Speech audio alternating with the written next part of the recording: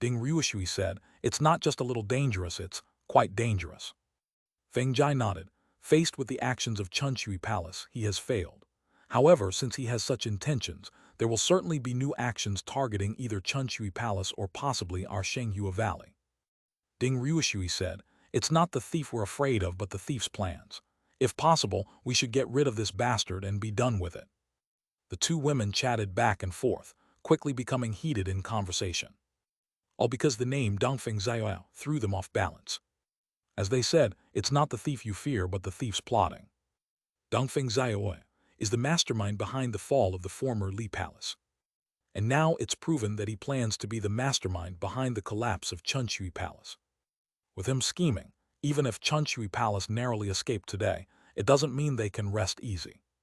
He was able to turn several great elders of Chunshui Palace today. Even the Holy Daughter became a pawn in his scheme. It's hard to defend against such tactics, as human hearts are unpredictable and interests motivate people. With 100 different people, there are 100 different ways. It only needs one chance to change the fate and future of a palace or a valley. "Little Su, now we need your clever plan," Ding Ryushui said. "Think of a way to lure out Dongfeng Xiao." Lin Ziasu gently shook his head. "No need." "No need," Ding Ryushui's brows knitted. Hua Maioi and Feng Jai's brows also furrowed slightly. Feng Jai was not surprised, as her usual stance was to find hidden threats and eliminate them directly. Hua Maioi, even though she approached life calmly, also accepted Ding Ryushui's logic. Dongfeng Xiao's cultivation was merely in the observing realm, even at the pinnacle, still just the observing realm. Yet it was this observing realm cultivator who was the mastermind behind the direct downfall of Li Palace. His danger level surpasses all in the observing realm, to the extent that even a palace master cannot ignore him. Although Hua Maioi was gentle, she also thought someone like him should be dead. However, Lin Ziasu said no need. He did not say no way, he said no need. Lin Ziasu said, "You see the crisis, but you misunderstand the true source of danger. Dongfeng Xiao's existence does pose a threat to Chunshui Palace and Shenghua Valley, but the source of danger is not him personally." "Who is it?" "Ren Kangmeng." The three women's hearts leapt. They understood. Dongfeng Xiao truly is dangerous, because he orchestrated the grand play of destroying Li Palace. Furthermore, signs show that he has just smoothly executed a second scheme targeting Chunshui Palace. This man has the means, the resources, and past experiences, and finds pleasure along this path with great rewards. All this culminates in his danger level. However, the true danger does not lie within him. It lies in the fact that behind him stands Ren Kangmeng. Without Ren Kangmeng, even if he turns the high ranks of a palace against their palace master and successfully implants the absolute heaven poison on that palace master, he cannot truly eliminate them. If he is like a fox, he must team up with a tiger to implement a complete strategy of absolute heaven destruction realm. The danger does not lie with the fox. The true source of danger remains with the tiger. Feng Jai's gaze slowly lifted. Indeed, the true source of danger is Ren Kangmeng, a question, without solution. "No, there is a solution," Lin Ziasu said. "Removing Ren Kangmeng not only solves this problem, but also opens up the Kun Kang situation." "Isn't that nonsense?" Ding Ryushui pouted. "If we could eliminate Ren Kangmeng, an individual like Dongfeng Xiao naturally won't stir up trouble, but can Ren Kangmeng be removed?" Ren Kangmeng is a standard enlightenment realm. Giants of the enlightenment realm are not people you can remove just because you want to. The special configuration of Kun Kang long predestined that an enlightenment realm represents a mountain peak. Clearing an enlightenment realm means occupying a mountain peak. If it were easy, Kun Kang would not stand as 80+ peaks side by side. Lin Ziasu smiled. "Ryushui seems not to believe. So, sister, do you believe I can remove Ren Kangmeng?" Feng Jai's eyes flashed. "Brother's high spirits are contagious, and I don't want to dampen your positivity at this moment." "Darn." Lin Ziasu set down the teacup. "How about this? Let's have a bet." "A bet? Bet on what?" Ding Ryushui got interested. "Give me 7 days," Lin Ziasu said. "Within 7 days I will get rid of Ren Kangmeng. If successful, henceforth please have Shenghua Valley and Chunshui Palace stand by my side, and together we shall change Kun Kang's configuration." Feng Jai's eyes widened. Ding Ryushui's eyes widened. Even Hua Maioi's eyes widened. Master, I dare not take this bet. How about you express something? Feng Jai stared at Hua Maioi. Hua Maioi's pair of eyes lingered on Lin Zaiasu's face 3 times, and her gaze slowly shifted to the sky. Chushui, how about coming over? Her voice, like a spring breeze crossing the hills, reached the Chushui main hall. Li Chushui ascended in 1 step, arriving at Land Garden the next moment. After listening to Ding Ryushui convey Lin Zaiasu's grand wager, Li Chushui's eyes also widened. 7 days. Eliminate Ren Kangmeng. Yes. Li Chushui took a deep breath. You don't need me and Maioi to risk our lives. Naturally, if it requires the sect leaders to risk their lives, then the matter cannot be considered my accomplishment. Lin Zaiasu said, the 2 sect leaders only need to wait here for 7 days. Hua Maioi and Li Chushui exchanged glances, simultaneously taking a breath. If young Master Lin can accomplish this great task, the Kun Kang configuration will change. Although unchanged, our alliance with you is the best option. Bet. The words were indirect, but the meaning was clear. The Kun Kang configuration is currently stagnant. All forces proceed cautiously.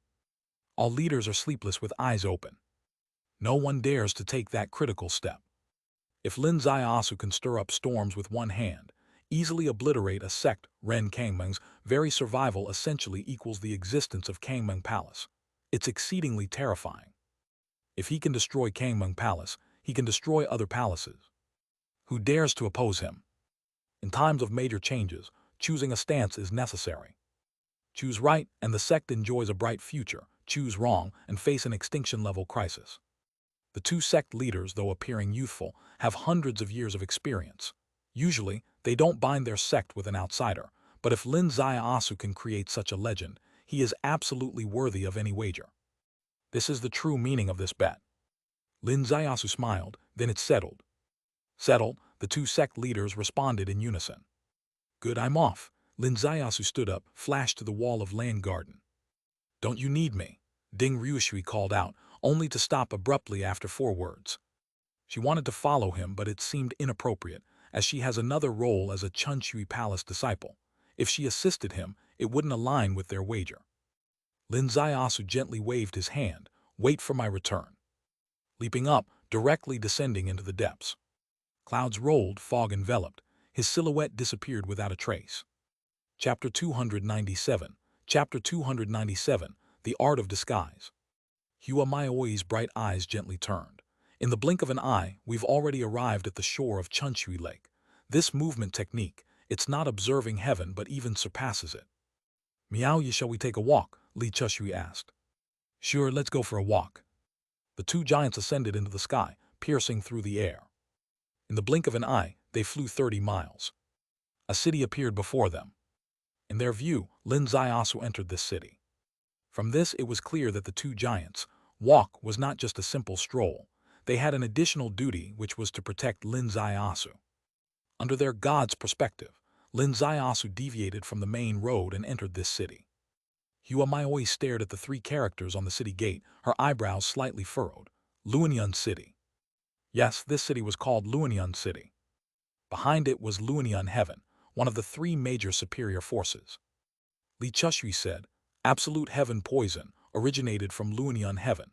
It's certain that Luoyang Heaven participated in the plan to annihilate the former Li Palace and our Chunshui Palace. Is he planning to enter Luoyang Heaven directly? Luoyang Heaven is characterized by its extremely complex personnel structure, Hua Maioi said. Inside, there are people or forces with mysterious connections to Dongfeng Xiaoyao or Ren Kangmeng, and forces that are enemies to them. Aligning with forces within Luoyang Heaven to form one's own strength might indeed be a smart move. However, this brings us the biggest trouble, which is that it's inconvenient for us to penetrate deep into Luoyang Heaven to protect him, said Li Chushui. Indeed so, Hua Maioi's voice abruptly stopped. What's wrong? He seems to have disappeared. He went into that toilet, Li Chushui pointed with a slender finger. Toilet, a refined term for restroom. Lin Zaiasu had just entered the toilet right under their noses. Both giants were women, so it was naturally inconvenient to keep watching. He did enter the toilet just now, but now there's no one inside. Hua Maioi bit her lip gently. He came out and eluded our eyes. Li Chushui's eyes suddenly widened. Disguise technique. It must be the disguise technique. Hua Maioi said. The drunk who staggered out from the toilet and teased that woman just now should be him.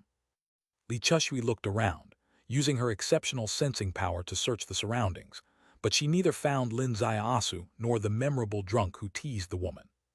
She exhaled lightly. I looked at that man and there were no signs of disguise. His gait was just like a drunk S. If that's really him, then we probably don't need to worry. Possessing the disguise technique, entering a chaotic place like Luonian heaven is like a fish in water. Giants are indeed giants. Lin Zaiasu was immediately seen through by them. Because Hua Maioi cultivates the path of life and is most sensitive to the chi of life, she realized that there was no one in the toilet after reflecting, and quickly deduced that the drunk was Lin Zaiasu in disguise. However, they were still a step late. Lin Zaiasu used the transformation technique, left the toilet, and blended into the crowd in Luonian City. Even they could not possibly find him again. Moreover, they misjudged one thing. Lin Zaiasu actually had no plans to enter Luonian heaven. He only used this city to complete his true form's concealment, escaping everyone's sight. His true task did not lie in Luonian heaven. Half an hour later, a large ship drifted downstream, heading for Kishui City. At the bow, an ordinary Jianghu man, dressed in rough linen clothes, gazed down at the river's spring water. He was Lin Zaiasu. Arriving at Kishui City, he brushed past a disciple from Li Palace, and in the next moment, his face changed strangely into that of the disciple, and he confidently ascended Zaiao Peak. On Zaiao Peak, the night was deep. A secret chamber opened, and Lu Sanqian straightened his clothes and stepped out of the chamber. Outside, the siblings Lu Rusi and Lu Rufeng approached. "Welcome, father, out of seclusion," Lu Rusi bowed. Lu Sanqian nodded lightly. "Have there been any major events these few days?" "There is one matter. Please let brother report to you in private," Lu Rusi said. Lu Sanqian's gaze shifted to Lu Rufeng, slightly surprised. "Come in." He turned and entered the secret chamber. The siblings followed in. Lu Sanqian waved his hand lightly, and the door to the chamber closed. The outside sound was simultaneously sealed off, so quiet that a falling needle could be heard in the chamber.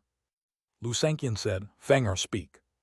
Lu Rufeng's gaze slowly lifted, with a hint of mystery in his eyes. Lu Sanqian's brows furrowed slightly. "What exactly happened? Just say it." Lu Rusi chuckled lightly. "Father, didn't you realize?" "What?" Lu Sanqian was a bit bewildered. Lu Rufeng laughed. "If Lord Lu didn't see through it, then my plan really has a chance of succeeding." As he finished speaking, his facial skin slowly changed, becoming someone else, Lin Zaiasu. He entered Zaiao Peak without alarming anyone except Lu Rusi, because he wanted to test whether his disguise technique could truly deceive giants of the Enlightenment realm. Now the result was clear. He successfully fooled Lu Sanqian. If Lu Sanqian, a standard Enlightenment realm, couldn't see through his disguise, then it's likely other Enlightenment realms wouldn't be able to either. It's important to know that today, he chose this person. Lu Rufeng is the person Lu Sanqian knows best. With this test, the process could now smoothly proceed. The next day, evening, at the top of Kangming Mountain, Ren Kangming sat in a lone pavilion. In the pavilion there was no light, but in the sky above the stars lit like lamps. In the pavilion there was wine, the famous Kang Mang immortal wine of Kangming Mountain. Holding a bamboo cup in hand, the strong wine slowly went down his throat. Ren Kangming felt an indescribable depression in his heart. What exactly went wrong with the great plan to annihilate the palace 2 days ago? He still couldn't figure it out. Suddenly, his gaze dropped, spotting a figure strolling up under the starlight on the mountainside. It was his son-in-law, Dongfeng Ziyao. It seemed there was some tacit understanding between father-in-law and son-in-law. This starlit night was suitable for discussing high-level topics, and his son-in-law had come up the peak. Dongfeng Ziyao reached the peak and bowed. "I greet father-in-law." Ren Kangming smiled slightly. "Sit." Dongfeng Ziyao sat opposite him. "Father-in-law, you have climbed the peak in the deep night and sit alone in the pavilion. Is there still anger in your heart?" Ren Kangming sighed lightly. "My initial intention was to avenge this grudge for you, but human plans are never as good as heavenly plans. It failed in the end. Father-in-law need not be like this. This situation seems like a failure, but it is actually a success." "Oh," Ren Kangming's eyes lit slightly. "There are small strategies and grand strategies in the world's plans." Dongfeng Ziyao smiled and said. Though this plan failed by small strategy, it achieved victory by grand scheme. Grand scheme? Ren Kangmeng asked. Are you referring to the involvement of the three Buddha temple? Chapter 298. Chapter 298. Replica of the Absolute Heaven Destruction Realm.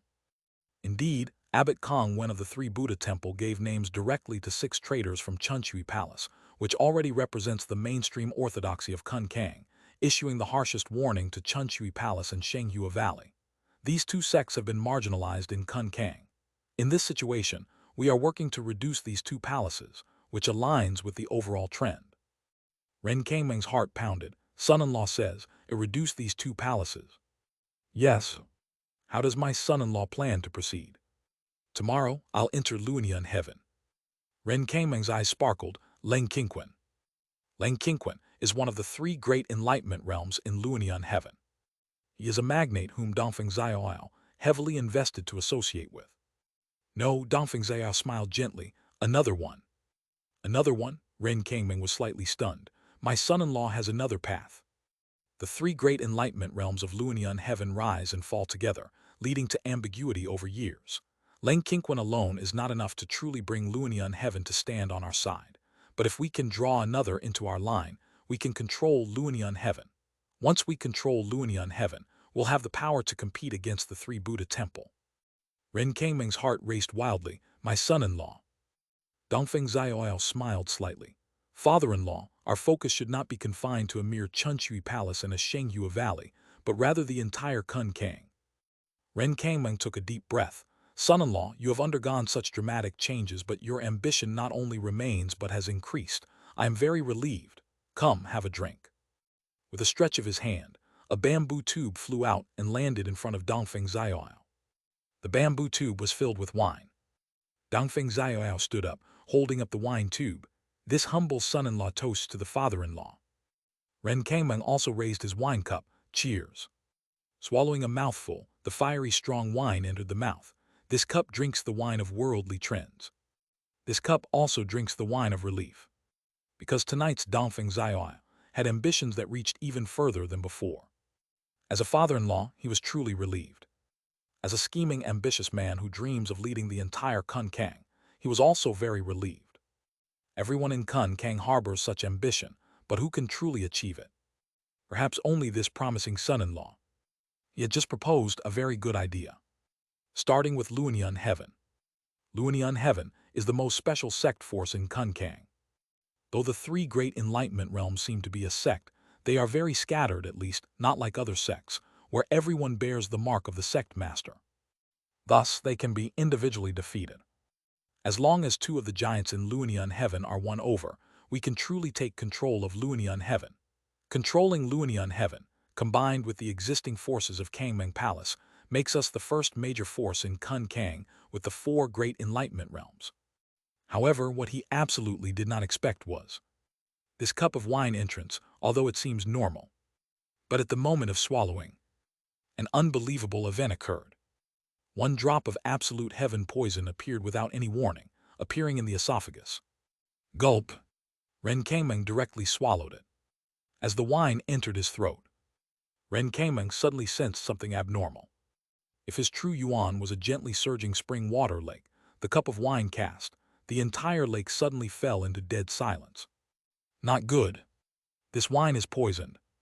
His mind reacted like electricity and wanted to spit out the wine in his throat. However, Dongfeng Xiaoyao opposite suddenly raised a hand, striking with 1 sword. The sword as heavy as Mount Tai. It was the second form of the Li Ren swordsmanship, severing emotion. Ren Kangmeng lifted his hand fiercely, blocking in front the moment it blocked. This hand was like an ancient mountain, exuding an air of vastness. Bang! The sword clashed with the arm, and Dongfeng Xiaoyao was knocked back 10 meters away. Ren Kangmeng's hair fluttered high. His flesh did not have a trace of damage under the sharp sword, however. The heavy strike shook his true yuan, and the attempt to expel the poison wine was unsuccessful. Failing to expel the poison wine immediately posed a great threat. Ren Kangmeng suddenly felt his true yuan throughout his body being bound dead by glue, unable to mobilize. The moment he realized this heaviness, cold sweat dripped down his back. Absolute heaven poison. My son-in-law, you, he shouted loudly, His finger had retreated to the cliff edge. Dongfeng Xiaoyao, even his fingertips trembled. The face of Dongfeng Xiaoyao in front had skin rippling like waves, gradually revealing a smile. "Sorry, I am not your son-in-law, I am Lin Xiaosu." As the sound fell, the waves on his face vanished into nothingness. He transformed into another person.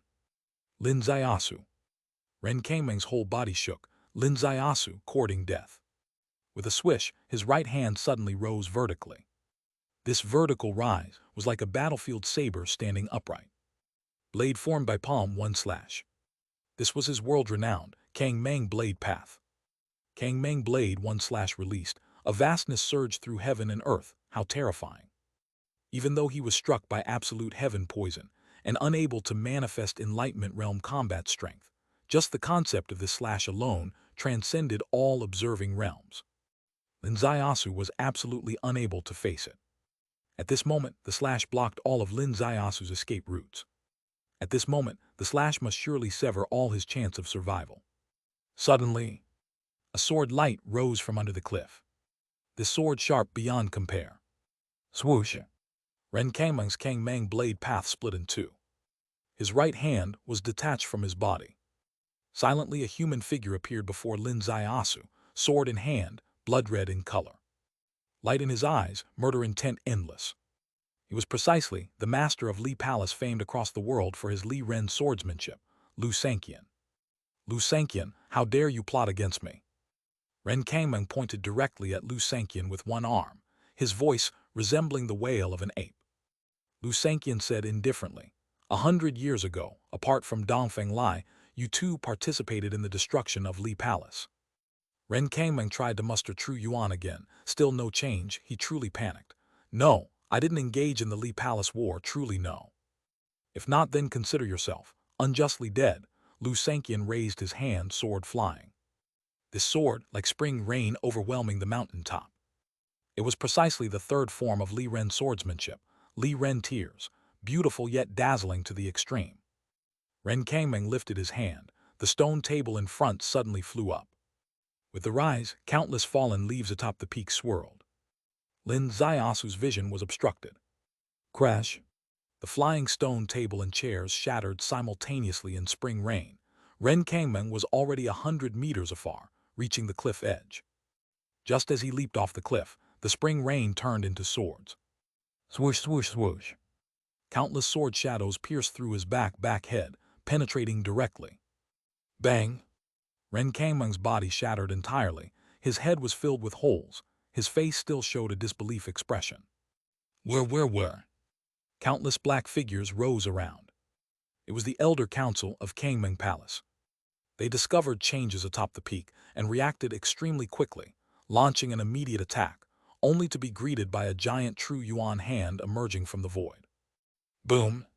The Elder Council scattered. Rumble! Half of the mountain summit collapsed. Below, countless black figures soared, belonging to the elders of Li Palace from Xiaoyao Peak. The scene of Xiaoyao Palace's destruction in the past was once more reenacting. Chapter 299. Chapter 299. Bloody Battle Dongfeng Xiaoyao. Halfway up Kangmeng Mountain. Jian Courtyard. It was the courtyard of Kangmeng Saintess Ren Jairu and her husband Dongfeng Xiaoyao. Dongfeng Xiaoyao suddenly soared into the sky, landing on the highest pavilion. With a swish, Saintess Ren Jairu also ascended to the sky, landing beside her husband, Dongfeng Xiaoyao's face ashen. Husband, what has happened? Lu Sanqian, killed father-in-law. Dongfeng Xiaoyao spoke slowly, yet the waves in his words were undeniable as the shock in his heart was incomparable. What? Ren Jairu's face turned pale immediately, her cultivation barely at the observing heaven stage, far inferior to her husband. She could not see the specifics clearly from afar, but her husband's words struck the point she feared most. A scream of agony came from below. Dongfeng Xiaoyao's gaze fell, spotting a figure slender yet swift in movement technique, a red soft silk sweeping across the courtyard below like a sharp sword, in an instant claiming the lives of 7 or 8 people. Lu Rusi, you're seeking death. Dongfeng Xiaoyao stepped into the air, sword slashing at Lu Rusi, who wielded the red line harvesting lives in all directions.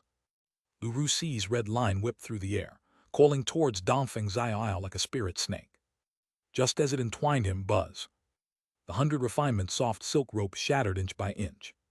In midair, Dongfeng Xiao turned, sword raised, slashing at Lu Rusi. This slash, the great freedom 9 forms. Suddenly, a sword whistle. A sword flew from the left. Incomparably sharp. Dongfeng Xiao turned, the sword in his palm meeting the incoming sword head-on, the clashing sword chi sweeping in all directions, causing the great tree in the courtyard to fall. Beneath the tree, a person rose in flight, long sword pointing angrily at Dongfeng Xiao. Dongfeng Xiao, the feud of annihilating the palace from 100 years ago, must be settled today. He stood tall, graceful, and handsome, a charming gentleman of the chaotic world. It was Lu Rufeng. The grudge of the Li Palace's annihilation had two major culprits. One was Xiao Yao Palace Master Dongfeng Lai. The other was Xiao Yao Saint Dongfeng Xiao. Strictly speaking, in the hearts of the Lu family siblings, their hatred towards Dongfeng Xiao surpassed even Dongfeng Lai. Because the entire plan for the palace annihilation was devised by Dongfeng Xiao. The grievance of the palace annihilation is indeed to be settled. Dongfeng Xiao's eyes were red.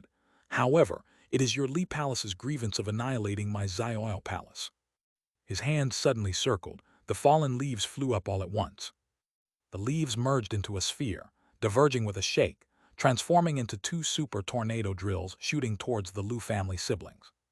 Dekongxuan. This is the ultimate Dekongxuan of the observing heaven stage. Lu Rufeng shouted loudly, his long sword out, the first stance of Li Ren's swordsmanship, separation. The Dekongxuan cut through everything, but the residual force of Dekongxuan still tore his sleeves to shreds, the elusive force knocking Lu Rufeng back 3 meters. He was only in the latter stage of observing heaven, not yet reaching the ultimate stage of observing heaven. In terms of cultivation alone, he fell a step behind Dongfeng Xiao. Though Dongfeng Xiao's Dekongxuan couldn't harm him, he was still forced back in one encounter. Suddenly, amidst the sky of fallen leaves, Lu Rufeng saw a terrifying scene. Dongfeng Xiao followed closely behind another super tornado drill, only 10 meters from his sister. "Sister, watch out," Lu Rufeng shouted loudly. Lu Rusi's hand circled. A white silk in her palm abruptly turned into a white wall, blocking in front of her. Tear. The white silk shredded into pieces under the Dekongxuan. Lu Rusi's face changed drastically. Dongfeng Xiao's Dekongxuan was so terrifying that even her cherished Hunyuan ribbon couldn't block it. Even more terrifying, amidst the sky of fragments, Dongfeng Xiao emerged like a ghost. The blade light moved together, the blade light reached her forehead. The great freedom 9 forms. Combined Dekongxuan. This was Dongfeng Xiao's most skillful trick, almost a killing move. Why did he apply it to Lu Rusi on the first encounter? Simply because Dongfeng Xiao was a wise man. He had the most in-depth ability to balance. Lu Sanqian was close at hand, having already killed his father-in-law Ren Kangmeng. He couldn't afford to entangle with the Lu family siblings. He needed to break through immediately, escape immediately. He employed his ultimate move to use the fastest method to eliminate the obstructing Lu Rusi, to gain more time for himself. Incidentally, he chose to break through on Lu Rusi's side also because Lu Rusi's cultivation was slightly lower than Lu Rufeng's, making it less unpredictable to break through this side. Even if the main peak change was beyond his foresight, even if its absolute abruptness caused him momentary distraction. However, his next choice had no error whatsoever.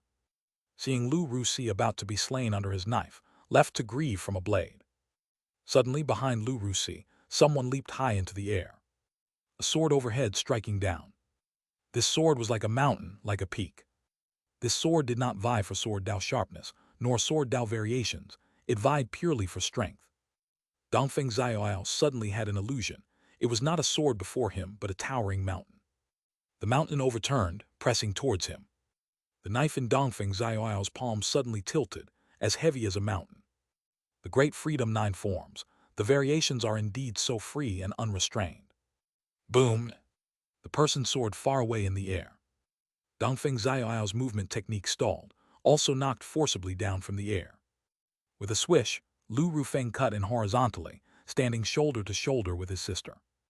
Lu Rusi gazed up, staring at the tumbling figure emerging from the air. That figure kicked backwards fiercely with a foot, kicking on a large tree. The leaves of the great tree shook down together, the figure's hair flying, a handsome little rascal, carefree and dashing. Lin Zaiasu arrived. Lin Zaiasu. Dongfeng Zaiao fixed his gaze on that figure, speaking in a deep voice. Today's events are orchestrated by you. Indeed, I disguised myself as you and poisoned your father-in-law with absolute heaven poison. Lin Zaiasu replied. If it's called karma, you're just answering the cause and effect of the Li Palace from 100 years ago. If it's called the wisdom gambit, apologies. The so-called wisdom realm genius who sets Zaiao's fourth realm with a snap seems to have lost a round before me. On the pavilion above, Kangmeng Saintess Ren Jiru screamed, "Kill!" With a boom, her hair ornament snapped directly, falling from the sky. An endless hatred accompanied the long sword stabbing towards Lin Zaiasu. With a whoosh, a figure soared into the sky to meet the attack. Lu Rusi. Lu Rusi facing Dongfeng Zaiao was not a match, but facing Ren Jiru, it's another version. The two women met in the air in an instant, the figures vanished. On the mountainside, sand and rocks flew. Dongfeng Zaiao sighed deeply. I must admit, your solo entry into Kun Kang caused the death of two Enlightenment Realm individuals because of your methods, which are truly remarkable, but Lin Zaiasu, do you really think you've won? Lin Zaiasu laughed, not considered a win. Victory or defeat is determined by the final outcome, Dongfeng Zaiao said. You can't see my conclusion, but I might as well inform you in advance about the fate of your family, your loved ones, and everyone associated with you. They will all, because of your folly, experience a fate worse than death. Chapter 300, The Three Buddha Temples Wishful Thinking. Lin Zaiasu's smile suddenly froze. Lu Rufeng shouted, Father. With a thunderous boom, a huge true essence Dharma image appeared atop the peak, stomping down towards the mountainside. Lu Rufeng sensed something was amiss. With his and Lin Zaiasu's combined strength, they couldn't take down Dongfeng Zaiao. Their only choice was to plead for Father to swiftly make a move and kill him. Facing the giants of the Enlightenment Realm descending from the sky, Dongfeng Zaiao's expression was exceedingly calm. Lin Zaiasu, do you know why I've been wasting breath with you? Because, for one thing, I no longer need to run away. As soon as his voice fell, a lotus bloomed in midair, right beneath Lu Sanqian's true essence Dharma image.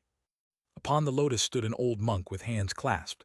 Amitabha, the sea of suffering is boundless. We hope Lord Lu will turn back to shore. As soon as the 10-character incantation was spoken, he raised his head, revealing himself to be Master Kong Ru from the Three Buddha Temple. Lu Sanqian said coldly, back when Zaiao Palace and Kangmeng Palace joined forces to destroy my Li Palace, did Master Kong Ru ever advise Dongfeng Lai that the sea of suffering is boundless and to turn back to shore? Amitabha, another Buddhist chant echoed, as a new lotus bloomed in the void, presenting a new face upon the lotus platform. Lord Lu has already destroyed Zaiao Palace. No matter how great the hatred, it should have been erased. Taking action again today is too much. Has Master Kong Xing ever lent money? Lu Sanqian said. Having borrowed money for 100 years, is collecting some interest not warranted. With a buzzing sound, distant 30 miles away at the Three Buddha Temple, something stirred. From the top of the temple, a golden Buddha statue, emitting infinite Buddha light, pierced the sky. The first step was initiated 30 miles away at the Three Buddha Temple, the second approached within 10 miles, the third step closer by 10 more miles, the fourth step. This figure had already arrived before Lu Sanqian's true essence Dharma image. It was none other than the abbot of the Three Buddha Temple, Master Kong Wen. Abbot Kong Wen folded his hands, sitting in the void, upon which golden lotuses blossomed, forming a giant lotus platform. Lord Lu uses the matter of mundane borrowing as an analogy to belittle the lives of the masses. Is indiscriminately destroying palaces any different from the demon path? If you remain obsessed, retribution will surely follow, Amitabha. His voice was gentle, but the last 4 words carried infinite sanctity amid the softness, descending into the chaotic struggle on the mountains. All who were engaged in the fight felt their hearts tremble. The clashing sounds of weapons suddenly ceased.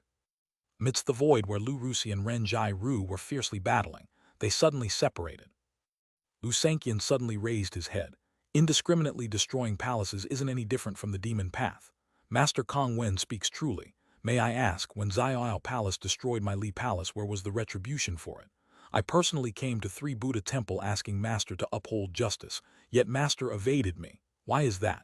Since no one will uphold justice, why shouldn't I take it by myself? The three giants of the three Buddha temple appeared simultaneously, yet Lu Sanqian remained immensely unyielding. His words were sharp and precise, giving no quarter. Lord Lu asks, where is the retribution for Xiaoyao Palace's destruction of your Li Palace? The old monk can clearly tell you. You have taken Xiaoyao Peak and returned the karma of 100 years. This is the retribution for its past sins. I have never said you were wrong, however. Karma also has boundaries. The innocent should not suffer. The lives of over 4,000 at Kangming Palace are not at your disposal for slaughter, Kang Wen said softly. Upon hearing this, Lu Sanqian slightly dazed. Is this considered settled?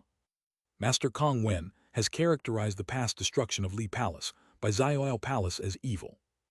And he has defined today's destruction of Xiaoyao Palace by him as karma retribution. This brushes over the matter he most feared. The corresponding request, then, is to spare Kangming Palace. Is this acceptable? Seems it might be negotiable. Thank you, Master, for your compassion in protecting the palace and saving lives. Below, Dongfeng Xiaoyao deeply bowed. I, Dongfeng Xiaoyao, along with my wife Ren Jairu, are willing to lead all of Kangming Palace's members to join the three Buddha temple. His voice echoed throughout the mountain. On distant peaks, someone responded. Three Buddha temple embodies compassion. The 4,000 disciples of Kangming Palace wish to affiliate with the three Buddha temple and bathe in the Buddha's light. Three Buddha temple is the orthodox mainstream of Kun Kang. Kangming Palace is willing to be the backyard of the Buddhist sect. Instantly, the whole mountain resonated. The entire membership of Kangming Palace, along with families, felt their hearts pound. In a unique place like Kun Kang, safety is not assured, largely relying on the palace master's presence and the deterrent power of the giants of the Enlightenment realm to survive. Should the palace master perish, the palace would essentially cease to exist. Everyone else must choose a new reliance. Generally, the conqueror of the palace absorbs the remaining members and the mountain. However, today three Buddha temple intervened to protect the path at a critical time, allowing them to fully affiliate with the three Buddha temple.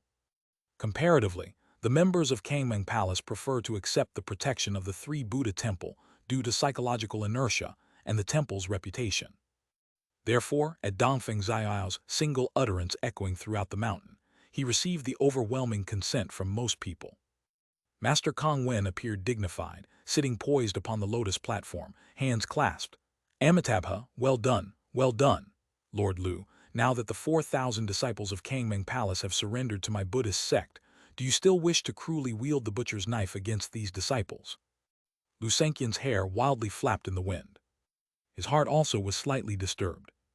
The beginning of the story was completely consistent with Lin Xiaosu's arrangement. The story's progress was smooth as well, and he successfully eliminated Ren Kangming, a significant threat. However, the final version took a turn. He felt it was very wrong, but couldn't find an effective counterpoint. Because Abbot Kang Wen firmly held the moral high ground. The compassion of a Buddhist sect prevents wanton violence and is moral. The disciples of the mountain are willing to join the three Buddha temple, which is fact. Once the members of Kangming Palace are within the three Buddha temple, his play can no longer continue. Taking further action would change its nature. It would become Li Palace acting against the three Buddha temple. Not only is it unwinnable, but there's not even a reason to begin. This was why in the early stages, Dongfeng Xiaoyao was fixated on fleeing, but later no longer ran. Because he calculated precisely. As long as the three giants of the three Buddha temple arrived, his life would be preserved. Once his members joined the three Buddha temple, Kangming Mountain would be protected. His people remained, the members of Kangming Palace remained, his influence continued. Given Dongfeng Xiaoyao's capability, with this platform he might play it more smoothly than Ren Kangming. From this perspective, Dongfeng Xiaoyao, a wise individual of the era, through this sudden crisis event, realized his grand nirvana, evolving from a supporting player to the protagonist of a mountain peak, truly opening his great era. Lu Sanqian could use his toes to think of Dongfeng Xiaoyao, becoming a potential great danger. But what to make of the current situation? Lin Xiaosu took a step forward. All eyes instantly focused on him. Lin Xiaosu raised his gaze, staring at Abbot Kang Wen. Master Kang Wen, you indeed have quite a skillful means, burdening Lord Lu with the dirty work of killing, while you lightly reap the fruits of victory. yet somehow still maintaining the shining glory of your Buddhist nature. Though the world is full of those who plunder and seize with craft to achieve it as an art, probably only Master Kong Wen could. This statement immediately reverberated throughout the peak. Lu Sanqian's heart shook. Chapter 301. Chapter 301. Three Buddhas present, people kill as they see. Kong Wen softly chanted a Buddhist blessing. Amitabha, Master Lin, upon entering Kun Kang, you truly seem reckless. You destroyed Xiao Palace in the past, and today you have destroyed Kangmeng Palace. While your actions may feel exhilarating, do you not fear that committing too many evils will lead to eternal damnation in Avasai Hell? Today, if we kill Ren Kangmeng, I fear it will play right into the Master's hands, wouldn't it? Lin Xiaosu said with faint indifference. If Ren Kangmeng isn't killed, how would you legitimately seize Kangmeng Palace? Amitabha, Master Kong Ru clasped his hands together. Master Lin, your words are more venomous than your heart is treacherous. You truly measure a Buddhist heart with a demonic mind. I originally did not wish to speculate with malice about the Buddhist sect, but the past experiences of the three Buddha temple force one to think, Lin Xiaosu said. 500 years ago, when the three entered Kun Kang, they were but three wandering monks, residing in the guest house of Hong Villa. 3 years later, a plague suddenly struck, and all 300 inhabitants of Hong Villa died. You took Hong Villa to establish the three Buddha temple as your first foundation. 400 years ago, the Luohua sect was extinguished by the Devil Spirit sect. You, under the banner of Buddhist righteousness, called the Devil Spirit sect demonic, eliminating demons to safeguard the path, and added 2 more hills as your second foundation. 300 years ago, you acquired 100 li of fertile land in Hedong Prefecture. 200 years ago, you acquired East Mountain.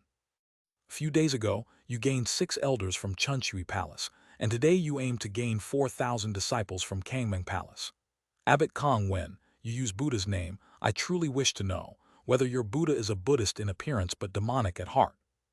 The long speech, fueled by profound true qi, echoed throughout the entire mountain. Everyone's heart surged with waves. The events that Lin Xiaosu enumerated, each was factual. Everyone knew them well. In the past they were merely seen as historical rumors, with no sense of novelty. But today, Lin Xiaosu listed them in detail, crowned them with the expression Buddhist appearance, demonic heart, and combined them with these facts, causing a mysterious idea to rise in everyone's mind. Could it be that the three Buddha temple is truly as he says, with a Buddhist appearance but a demonic heart? Otherwise, why is it that every time Kun Kang faces a sect calamity, the final beneficiaries are always them? For instance, today, everyone is most concerned about the death of Ren Kangmeng. Could it really be that Abbot Kong Wen was happy to see it happen?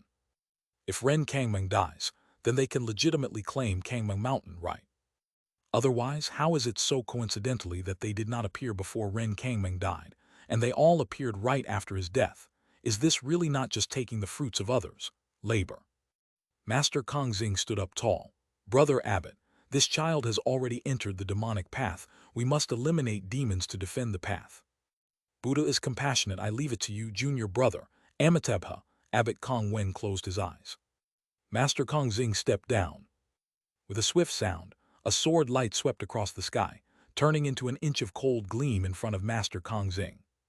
Lu Sanqian's long sword was unsheathed by 3 inches, blocking Master Kongxing. However, on another lotus platform, Master Kongru stepped out. Lu Sanqian was greatly shocked. Lu Rufeng and Lu Rusi stepped forward, standing before Lin Xiaosu. Their hearts also turned icy cold in an instant. The situation before them is extremely perilous. The opponent has 3 great enlightenment realms, while on this side there is only Father alone. If they decide they must kill Lin Xiaosu, in fact, they cannot be stopped. But they must stop them nonetheless, even if it costs their lives to block them. This at least is Lu Rusi's thought. When she faced Dongfeng Xiao's deadly strike earlier, the scene of Lin Xiaosu springing into action remains fixed in her heart. This is someone who can block a sword for her. This is also someone she must protect with her life. At this moment, Lin Xiaosu looked up, his face adorned with a faint smile. This smile, as it fell into Lu Rusi's view, appeared incredibly handsome and charming, yet also so hard to comprehend. Explosion! As if a strange flower bloomed in the void. The flower bloomed above Lin Xiaosu, blooming before Master Kongru. As the flower opened, Master Kong Ru abruptly stopped because a beautiful young fairy appeared in front of him, gently graceful, Hua Maioi. Top the mountain peak, suddenly clouds turned to azure waves, Chunshui flowed through, and a figure stood at the crest of the wave, Li Chushui. With a swift sound, a figure shot through the sky, landing beside Lin Zaiasu, the demon-faced witch Feng Jai. Master Kong Wen, Li Chushui said mildly, 3 days ago, you took in 6 traitors from my sect. I interpreted it then with goodwill, seeing it as your Buddhist compassion. But now I'd rather interpret it with malice, suggesting you're simply using this method to continuously strengthen the battle power of your 3 Buddha temple. Abbot Kong Wen slowly opened his eyelids. Lord Li, having fallen into the demon path, sees the world through demonic eyes, thus seeing demons everywhere. All right, reasonable, Li Chushui candidly acknowledged. Kong Wen turned towards Hua Maioi. Lord Hua, are you here to assist the tiger in causing mischief today? Hua Maioi faintly smiled. Who assists who? Let's leave that aside for now. I just simply think the expansion and annexing path your 3 Buddha temple has walked for these centuries has been rather too smooth. So what then? Abbot Kong Wen squinted his eyes slightly. So, I intend for things not to go smoothly for you today. Amitabha, how does Lord Hua plan to do so? Hua Maioi slowly bowed her head. Feng Jai. Disciple here, Feng Jai replied loudly. Kill Dongfeng Zaiao. Whiz. Feng Jai directly drew her sword. As the sword light arose, the entire mountain became cold. Before her, fallen leaves simultaneously floated up. Dongfeng Zaiao's face suddenly changed. The power of this sword exceeded his expectations. With a loud sound, Master Kong Xing stamped down. However, before him suddenly appeared a matchless sharp sword light, accompanied by a cold voice. Master Kong Xing, your opponent is me. Kong Ru flicked his hand. A true essence giant palm took shape. However, with a movement of Li Chushui's foot, a stream of azure waves met him. Master Kong Ru, your opponent is me. Kong Wen's eyes opened wide. A great golden light burst forth, and above his head, the Buddhist light transformed into a lotus. Hua Maioi's sleeve trembled, and in the virtual sky above, flowers bloomed splendidly, her gentle voice calling. Master Kong Wen, I have been sealed for 300 years, living in boredom. Why don't you and I descend from the high platform of Enlightenment Realm and leave this world for the newcomers to play? The 6 great Enlightenment realms simultaneously ascended into the sky. Feng Jai's sword directly pointed at Dongfeng Zaiao. Dongfeng Zaiao's hands rose, causing the fallen leaves to transform into a large sphere, suddenly spinning at high speed shooting towards Feng Jai. This was his Zaiao Palace's most famous ultimate move, the Dakongxuan. This strike was performed to the extreme. When it was divided into 2, it could already cause lethal harm to the Lu family siblings. Now it's undivided, there's only 1. The power had multiplied several times. However, Feng Jai's sword trembled. A phoenix cry resonated in all directions. The Dakongxuan opened upon contact, and the divided leaves formed a huge phoenix. The phoenix spread its wings, swooping towards Dongfeng Zaiao. With just one move, it broke the enemy's strike, strengthened her own, turning defense into attack. Boom! The pavilion in front of Dongfeng Zaiao shattered into pieces. His body flew far away. Lin Zaiasu's heart settled. Let's go. The 3 simultaneously flew up, heading straight for the top of the pavilion. Atop the pavilion, Ren Jai Ru let out a furious roar, her long sword in hand coming down towards them. Lu Rufeng's sword counter-cut, sending Ren Jai Ru flying across.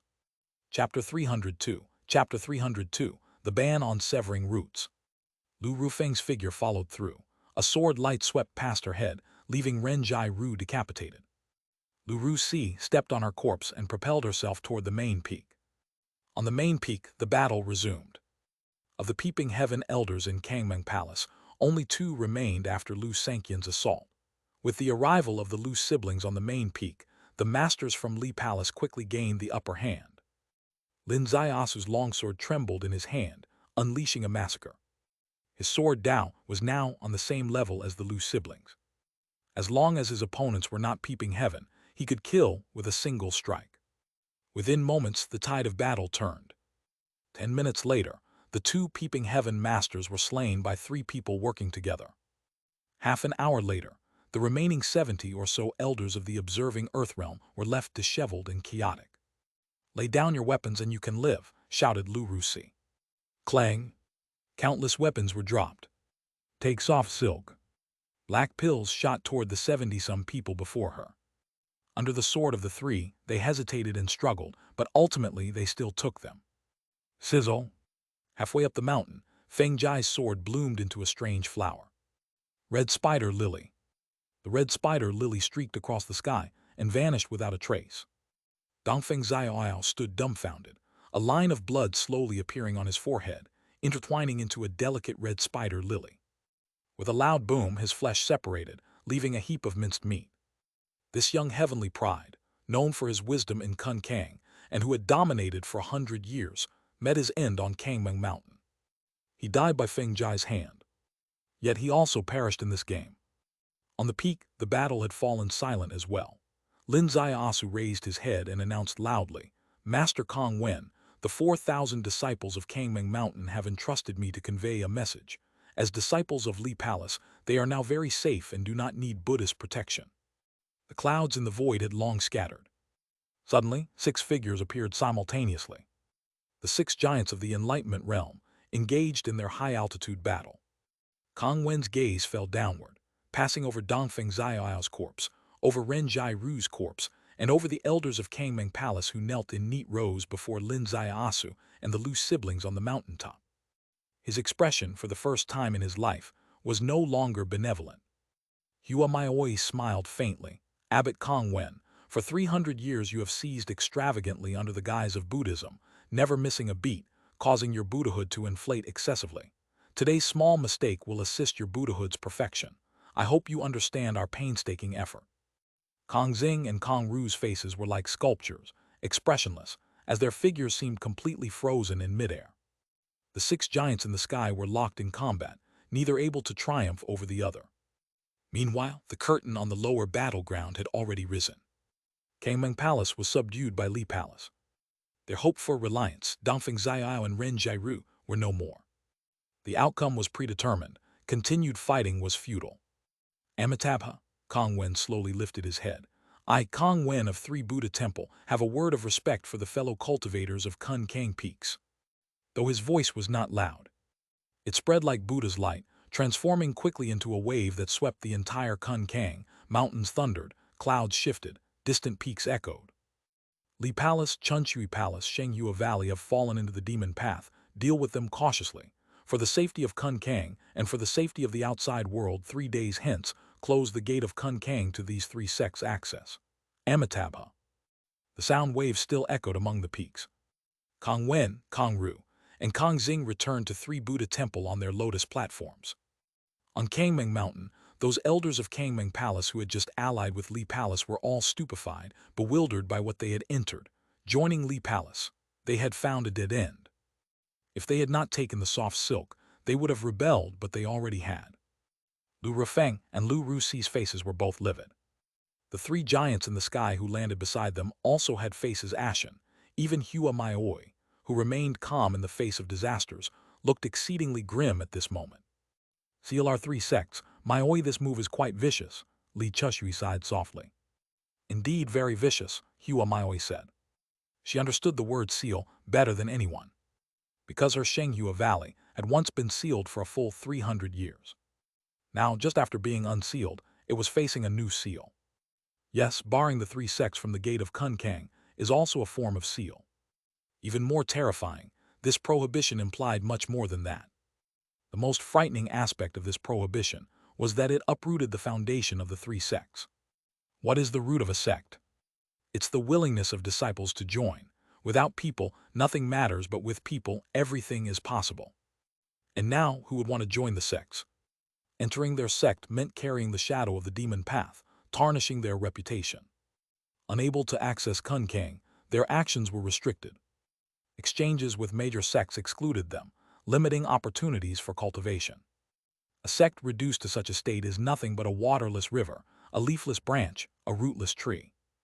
Lu Sanqian bowed deeply. "Lord Hua, Lord Li, for traveling 100 miles to aid, you are instead burdened by me." Li Chushui shook his head slightly. "Lord Lu is mistaken. Chunchui Palace has just faced a crisis similar to that of Li Palace a century ago. If this step were not taken, we would have sooner or later perished by their hands. So, Today is not aiding you but self-preservation. Hua smiled faintly. My act was simply fulfilling a bet. A bet Lord Hua would gamble. Lu Sanqian felt greatly surprised. Hua lightly pointed at Lin Zaiasu with her delicate finger. A bet with young Master Lin. He claimed he had the means to kill Ren Kangmeng. I participated purely out of disbelief and thus bet against him. I only lost, nothing more. Haha, Lu Sanqian laughed loudly. Speaking of gambling, have I not done the same? A grand gamble that day won back Li Palace. Today another gamble, a victory, revenge served. The stifling tension seemed to ease with Lu Sanqian's laughter. Lin Zaiasu's gaze slowly returned from afar. In life, there are gambles everywhere, wagers of money, wagers of opportunity, wagers on the current trend, wagers of destiny and prospects. Lords, are you willing to wager once more? Hua glanced back with her charming eyes. What does young master wish to wager? For instance, Kun Kang. Everyone present was simultaneously shaken. Gamble on Kun Kang. They were already in Kun Kang, merely part of Kun Kang itself, and soon to become marginalized sects within it. Yet now, this young man dared suggest betting on Kun Kang. Lu Sanqian's eyes glimmered slightly. Young Master Lin, please continue. Lin Zaiasu replied, I wish to ask each of you a few questions first. The first question, is the decree from 3 Buddha temples Kong Wen effective? This answer is rather disheartening, Li Chushui said, though I am reluctant to admit it. In truth, it is effective. Lu Sanqian and Hua also nodded in agreement. Why is it effective? Because of 3 Buddha temples' vast influence, under the guise of orthodoxy with extensive connections, it stands as Kun Kang's uncrowned king. Lu Sanqian replied. Why can it claim orthodoxy? Why is it Kun Kang's uncrowned king? This was the third question. It was not easy to answer. A superpower claiming orthodoxy, becoming the giant of its domain, cannot be explained in mere words. There is a long history, accumulation, heritage, and means. The 3 giants looked at each other without answer for a moment. A voice chimed in from the side. I think the great influence of 3 Buddha temple ultimately lies in its control over Kun Kang's gate. It was Lu Rusi. Chapter 303. Chapter 303, Seizing Control of the Gateway. Lin Zaiasu nodded gently. Miss Rusi's words hit the mark. The portal to enter and exit Kun Kang is controlled in 2 places, externally by Wuxiang Temple and internally by Yanhua Building. Wuxiang Temple, without dispute, is the outer sect of 3 Buddha Temple. Yanhua Building is controlled by the 3 Buddha Temple, Luanian Heaven, and Yin Yang Temple. Do not underestimate the weight of this portal control right. With this control right, they can prioritize their communication with the external world. Their disciples have more freedom than others. They can get the best talents. They can even eliminate geniuses from other sects at will.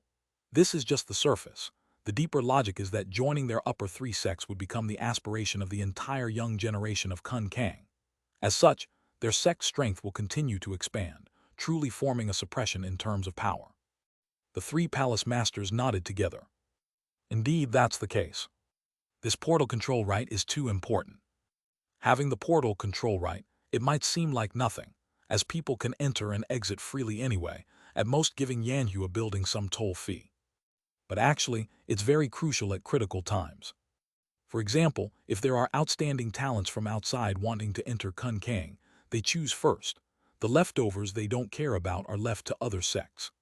For example, if they want to eliminate a certain genius, once this genius exits the gate of Kun Kang, they would know, and it is more convenient for them to conspire against him externally than anyone else.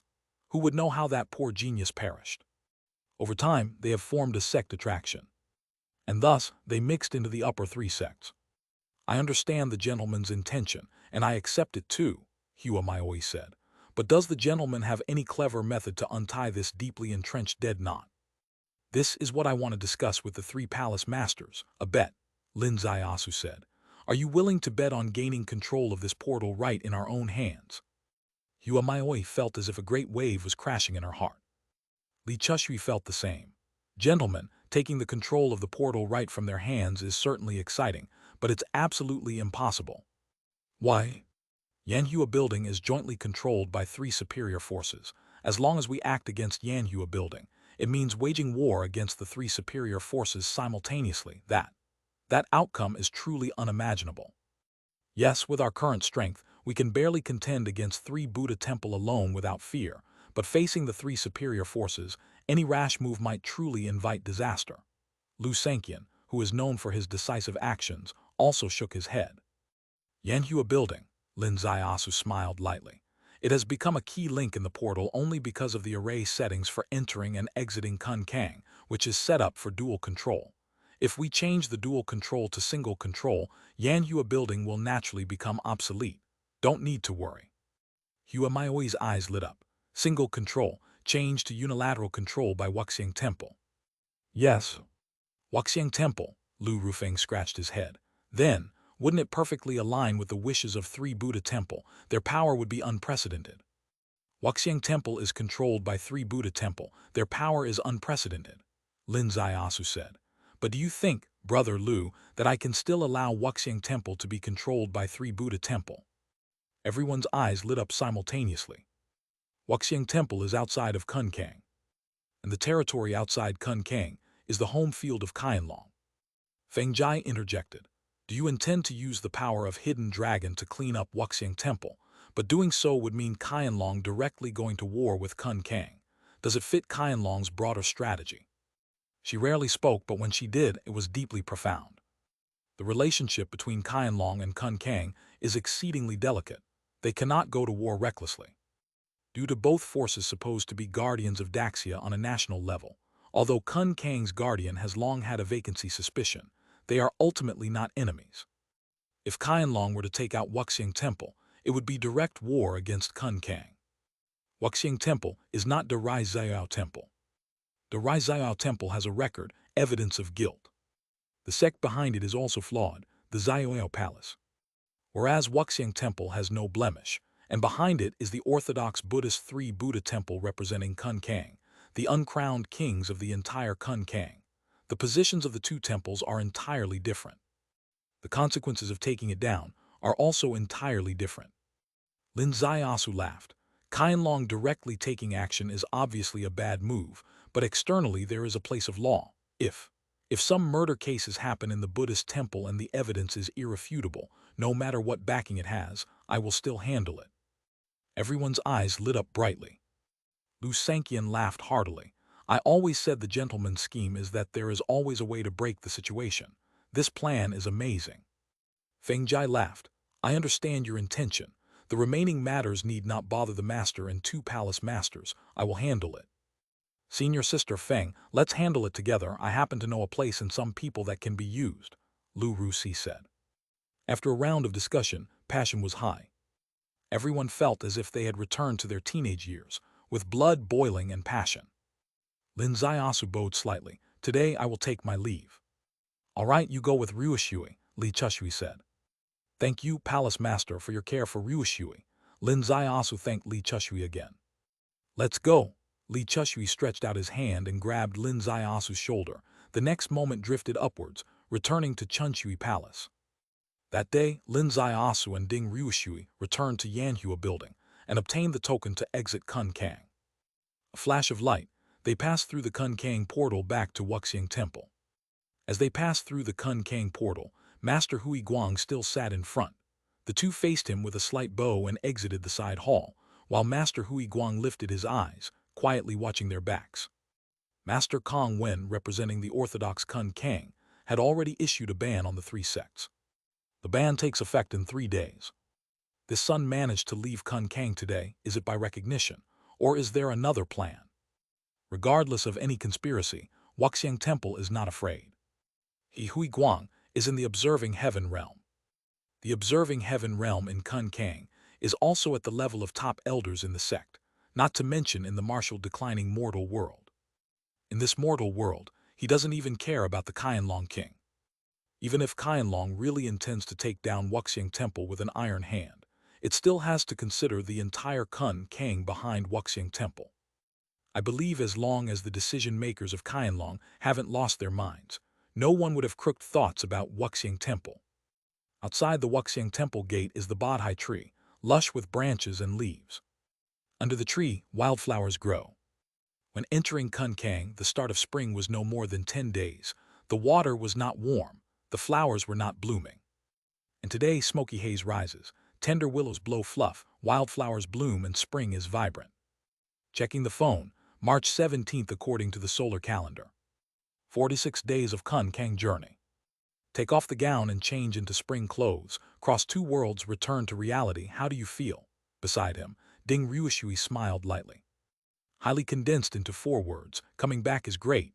Lin Zaiyasu took a long breath, inhaling the full scent of flowers. During this trip, didn't we practically strip each other to the bottom? Damn, Lin Zaiyasu glanced sideways at her. Would you dare say those words again in front of your mom? What's there to be afraid of? If my mom hears these words, she'd die of joy. Ding Ryushui also gave him a sideways glance. But you won't be like my mom, only focusing on the literal meaning and missing the subtext, right? Chapter 304. Chapter 304, My best friend has an appointment. I can tell, putting aside the literal meaning, we've pretty much exposed each other's secrets. Lin Zaiyasu rolled his eyes and stepped down the hill. He knows everything about Ding Ryushui. Ding Ryushui also basically knows everything about him, knows his methods, knows his relationship with Qianlong. That's the meaning of secrets here. Ding Ryushui caught up. So, whatever actions you take next, you shouldn't hide them from me. Next, there's really no action, Lin Zaiyasu said. You go back to your Jiangcheng villa, cozy up with your mom, flaunt your grandeur in the vast Jiangcheng, and I'll return to Fengcheng and play detective. That's boring, Ding Ryushui said. My master won't tell me what's next and you won't either. What's this? You've teamed up with her while I'm just an outsider now. You're heartless, Lin Zaiyasu sighed. Your master's affection for you and my love for you, have you received no signal at all? Your love for me, how deep? Ding Ryushui's interest peaked. A preliminary estimate, deeper than this smoky lake. Lin Zaiyasu pointed to the smoky lake. Smoky lake isn't deep at all, not even to my thigh. So basically, your love for me hasn't reached my thigh. Good grief. Lucky that it's not up to the thigh, otherwise it'd change the nature of things. Lin Zaiyasu was deeply speechless. Ryushui, you have to understand, the more you know, the faster you die. Your master sending you out of Kun Kang first was something I thanked her for. She truly cares about you. Moving forward, you can't be involved. Otherwise, her effort would be wasted. If you still don't understand, then I'll just book you a ticket and send you away. Fine, I'll book my own ticket. Not talking about anything, said Ding Ryushui, gently nodding. Oh, by the way, I just opened my phone and got a message. My girlfriend invited me to see the Yangcheng Jewelry Expo. Want to go together? Your girlfriend? Which one? Lin Zaiasu's heart skipped a beat. Which other one could it be? I only have one girlfriend in the world. Lei Ziajan's daughter, Lei Zioya. Not bad. Before the wedding, I casually mentioned it and you remembered. You really have a knack for memorizing women's names. These days, besides money, only women can ignite a young man's passion. When? April 15th, almost a month away. Ding Ryushui tilted his head slightly. Really want to go. If there's nothing special happening, I can consider it. Special like what? For example, I meet a woman richer and prettier than you, and she invites me to do something more exciting at this time. Then I'm relieved. There's no woman prettier than me in the world. Even if there is, she's definitely not as rich as I am. Ding Ryushui nodded lightly, picked up her phone, and sent a voice message. Yeah, book 3 tickets. Yes, I have a pursuer who insists on tagging along, a nuisance that I can't shake off, it's killing me. Lin Zaiyasu buried his head and hurried along. Signaled that he didn't hear. After sending the voice message, Ding Ryushui shook her shoulder bag and ran ahead of Lin Zaiyasu, waving. I'm leaving first. Then she disappeared around the bend. Lin Zaiyasu followed the path, entered Huixian town, arrived at a hotel, walked in, registered, entered the room, sent a message, then showered, got into bed, plugged in his poor phone to charge, emptied his mind and slept. This sleep lasted all the way until sunset. Long sleep revitalized his entire body. Lin Zaiyasu took a deep breath of the spring breeze from the real world. He sniffed out the scent of earthly life in the air. He felt this deep sleep was somewhat like jet lag. Though these two worlds have no time difference, the entirely different circumstances still gave him this feeling. 46 days of turmoil at Kun Kang, though overall physically relaxed, although the exotic cuisine was even more extravagant than outside, in a lawless, chaotic Jianghu, his mind was constantly spinning, could be exhausting in itself. Leaving Kun Kang, entering the real world, arriving in an era where even a fight invites legal intervention, his mind instantly relaxed. However, this relaxation only lasted during this deep sleep. Next, there's an extremely important test waiting for him. This test concerning Daxia, Qianlong and him. It's a milestone test, because it will overturn a 1,000-year tradition, because it will completely change a rigid structure. Knock knock. The door was lightly knocked, neither too soft nor too loud. Lin Zaiasu got up and opened the door. The hallway outside was already quite dark, and night had fallen. A person stood in the dim hallway, a smile on his face. A bright red mark on his forehead seemed to be the most conspicuous sign in the dim corridor. Blood Trace King. Come in, Lin Zaiasu smiled. Opened the door and invited him in. Served him a cup of fragrant tea. Blood Trace King accepted the teacup with a light smile. When I received your summons, I was on my way to the airport. An overseas special operation was halted because of your message. To change the Blood Trace King's operation with just one word, I'm quite honored, Lin Zaiasu said. King's operations won't change for anyone. I temporarily halted my action because I know you're not the type to casually summon people. Blood Trace King's eyes sparkled. What's special about this action? Wuxiang Temple. Lin Zaiasu spoke 3 words, and Blood Trace King's forehead mark gleamed. Did you dig up its roots? Yes. Really the enemy? Obviously it. Blood Trace King gently raised his hand. Let's talk next door. Lin Zaiasu was slightly startled. Blood Trace King smiled lightly. Although you didn't mention what the matter was, you did ask me to bring some experts over. They all volunteered to come. Who are they? Haha, Blood Trace King laughed heartily. I can't guarantee they're Qianlong's most powerful, but I can guarantee they're most suitable for you. Opening the next room, Lin Zaiasu's eyes widened, indeed suited for his taste. A room full of vibrant scenery. 3 women. Lying casually on the sofa, looking quite wild, was Blue Demon. Sitting beside her was Chang Yi, who had a look of a little wife upon seeing him enter, and another woman stood on the balcony. The curtains fluttered, her hanfu wafted, and seeing this sight, Lin Zaiasu had the illusion that she might be some lady from Kun Kang. Royal attire exuding classical elegance. The door shut, Blue Demon stood up, brimming with charm, smiled sweetly, exuding seduction. I might barely count as an old acquaintance, so I won't be formal with you. Let me introduce you to a new little beauty. Chapter 305. Chapter 305. The 3 Great Kings Gather. Lin Zaiasu raised his gaze, fixing it on the classical beauty who had just turned around on the balcony. Not particularly beautiful, but so elegant that she seemed out of this world. The beauty's eyes locked onto Lin Zaiasu's, as if seeing straight into the depths of his heart. This is Miao Yin Heavenly King. Lin Zaiasu's heart jumped suddenly. Another Qianlong king. He reached out his hand. 3 great kings gathered. I truly did not expect this. Miao Yin Heavenly King extended her hand for a shake, smiling sweetly. You and Blue Demon meeting, creating a legend. You and Blood Trace meeting, crafting another legend. I guess I too am a commoner, unable to escape the desire to create legends. So when I heard you specifically invited Blood Trace King over, I followed along. Blue Demon laughed.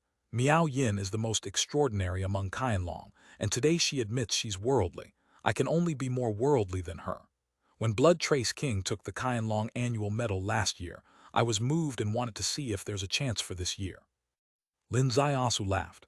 Everyone's expectations for this action are indeed too high, fortunately. It really deserves it. The 3 women along with Blood Trace, their eyes brightened simultaneously. Speak then, it's very safe here, Blue Demon said. With the 3 great kings present, along with Chang Yi, the room was naturally safe. The 5 sat down. Chang Yi brought him tea. Lin Zaiasu lifted the teacup. This operation is one that will thoroughly change the Kun Kang landscape. To be exact, it's about Qianlong gaining control over Kun Kang. Just one sentence, and the hearts of the 3 great kings wavered. Qianlong controlling Kun Kang. Dazia's 2 guardians, Qianlong and Kun Kang. Qianlong in the light, Kun Kang in the dark. Qianlong acts righteously, its figure is omnipresent. Kun Kang both righteous and evil, and when evil far more often than when righteous. In the 9-headed snake's top ranks, it lurks, like the white-clothed king. In Utopia's upper circle, you can also find it lurking. In enemy countries, it hides. Within the anti-Xia organization, it hides. Kun Kang, wearing the guardian of the Dazia's banner, its true protection unseen, its evil omnipresent, yet still untouchable. One could say, if the Qianlong head has a major headache, it's probably Kun Kang. Because it's too strong. Because it's too complex. No one can bear the cost of Kun Kang's betrayal. No one even dares to bring Kun Kang to the surface for discussion. It's right and wrong. And today, Lin Zaiasu sends a message to Blood Trace King. The three great kings gather, and his first words address an absolute taboo: controlling Kun Kang. I just went into Kun Kang, stayed for 46 days, and I can fully introduce to you the Kun Kang I've seen. Lin Zaiasu began the exposition. Everyone feared missing a single word, because this was the most valuable intelligence data. It would unveil the most mysterious veil of Kun Kang, filling in the gaps in Qianlong's intelligence system. At least, within the intelligence system accessible to these three great kings and Chang Yi, there was no inside information on Kun Kang. As for whether the highest level of Qianlong had grasped this inside information, it was unknown to them anyway, but within their own intelligence system, regarding Kun Kang, it was nearly a blank space. Today, this blankness was being filled in Lin Zaiasu's narrative. Kun Kang with over 80 peaks, each peak equivalent to a sect. Combat strength cultivation was everyone's main concern. In legend, Kun Kang is a land of immortal cultivation, but are there really immortals? Lin Zaiasu started from the observing Earth realm. Observing Earth realm, already at the peak of martial arts in the current world. For instance, Lin Zaiasu or Blood Trace King, both are observing Earth realm. Such people, each peak in Kun Kang had at least 100. With just a number, the faces of everyone in the room changed simultaneously. Heavens, the 18 kings of Qianlong were renowned, and yet a single peak had over 100 who had reached or barely reached the king level. Observing Earthrealm was merely the backbone of each major peak, far from the top tier. Lin Zaiasu's gaze swept over the four people's faces. Above observing Earth there, observing heaven, with about 10 people on each peak. Blood Trace broke into a cold sweat. He dominated within the observing Earth realm, his blood tower above, with 8 stars shining bright, just a step away from the 9-star peeping sky. He had long viewed observing heaven as the zenith of his cultivation, dreaming of one day breaching into observing heaven to compete with Jing Lei, vying for the first in Qianlong's combat power. Now suddenly hearing that each major peak of Kun Kang had the observing heavens he longed for but couldn't attain. And 10 of them. His cultivation worldview at this moment was shattered to bits. Lin Zaiasu added, observing heaven is merely the extremity of an elder. Truly terrifying are never the observing heavens, but the giants of the enlightenment realm. The gap between enlightenment and observing realms is vast, more than thousands of miles. Giants of the enlightenment realm, true essence transformation, can extend for thousands of feet, crush mountains and shatter cities with a palm. These so-called immortals among mortals probably refer to them. All four stood simultaneously. Blood Trace inquired, have you seen the enlightenment realm in action with your own eyes? His voice was a bit hoarse, seemingly representing his collapsing worldview. I've seen it more than once, Lin Zaiasu replied. No wonder every top tier brings up Kun Kang with such discretion, Miao Yin exhaled gently. With such immortal means, if angered, peaceful times would. She left her sentence unfinished, unable to conceive the consequences. Blue Demon's face lost its usual changing expressions, her eyes a little glazed. Lin Zaiasu, according to you, Kun Kang simply cannot be recklessly faced. How can we control them? Lin Zaiasu smiled softly. I'm revealing Kun Kang's combat power to show you a real Kun Kang, but it doesn't affect our grand plan's implementation. This still doesn't affect. Even Chang Yu was anxious. Kun Kang is very strong, that's a fact. However, Kun Kang has its fatal shackles. Lin Zaiasu said, first and most important, the most formidable true essence transformation of enlightenment realm combat power can only function within Kun Kang. Outside of Kun Kang, it cannot manifest, for this world lacks the heaven and earth essence they need. Blood Trace said, you mean enlightenment realm giants can't flatten mountains with a palm when outside Kun Kang? Yes, if they leave Kun Kang and come to this world, they're merely stronger peeping heaven. Blue Demon let out a long breath. You should have mentioned this point first. My heart condition almost flared up because of you. As a Qianlong king, always able to put oneself in a strategic position, considering the nation's critical situations.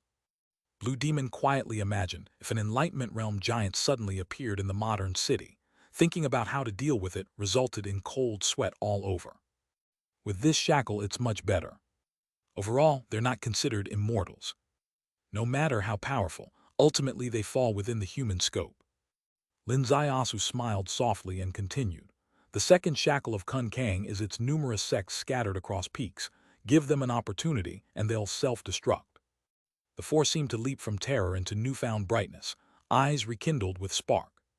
The third shackle of Kun Kang lies at the entrance of Wuxiang Temple, Lin Zaiasu said. If we control this entrance and exit, we decide who can come out from Kun Kang. Blood Trace King's eyes shone brightly. By that time, those beneficial to us we let out, those harmful to us we block completely. Correct. Correct, this is how the Guardian of Dazia should present itself, Lin Zaiasu replied. Blue Demon said, in this way, those entangled with Kun Kang, those with Kun Kang roots, will find their return home blocked. No matter how much they stir up outside, they're merely a kite with its thread cut. King Lanchen has realized, Lin Zaiasu smiled. Miao Yin Heavenly King stepped forward. There's more.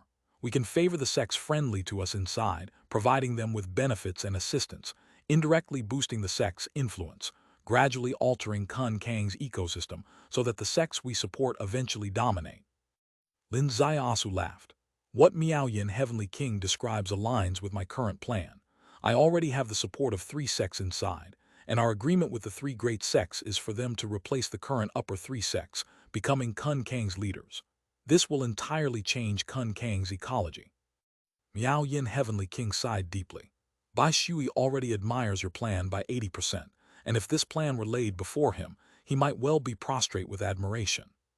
Within Qianlong, Bai Shui is the strongest strategist. Lin Zaiasu's skillful moves had always been praised by Bai Shui, but only in admiration. And today, in facing the innately secretive Kun Kang, this unveiled strategy could hardly be summarized by mere admiration. Blood Trace said, let's confront the most critical step head-on. What do we do next? Lin Zaiasu replied, what we need to do is quite simple. Wait for a murder case to occur in Wuxiang Temple, then Qianlong takes action. With the force of a thunderbolt, under the guise of the law, take control of everyone and legitimately seize this entrance. Chapter 306. Chapter 306. An unprecedented stupid act. Blue Demon's eyes flickered. Will there be a murder case at Wuxiang Temple? Lin Zaiasu said, yes, I've uncovered a secret. Some people within Kun Kang are unhappy with Wuxiang Temple controlling the entrances and exits of Kun Kang, and they intend to target Wuxiang Temple soon. Blood Trace exhaled deeply. In a land of laws, how can we allow evil to fester? Anyone daring to commit crimes in this world must be dealt with swiftly. Let me handle the surveillance of Wuxiang Temple.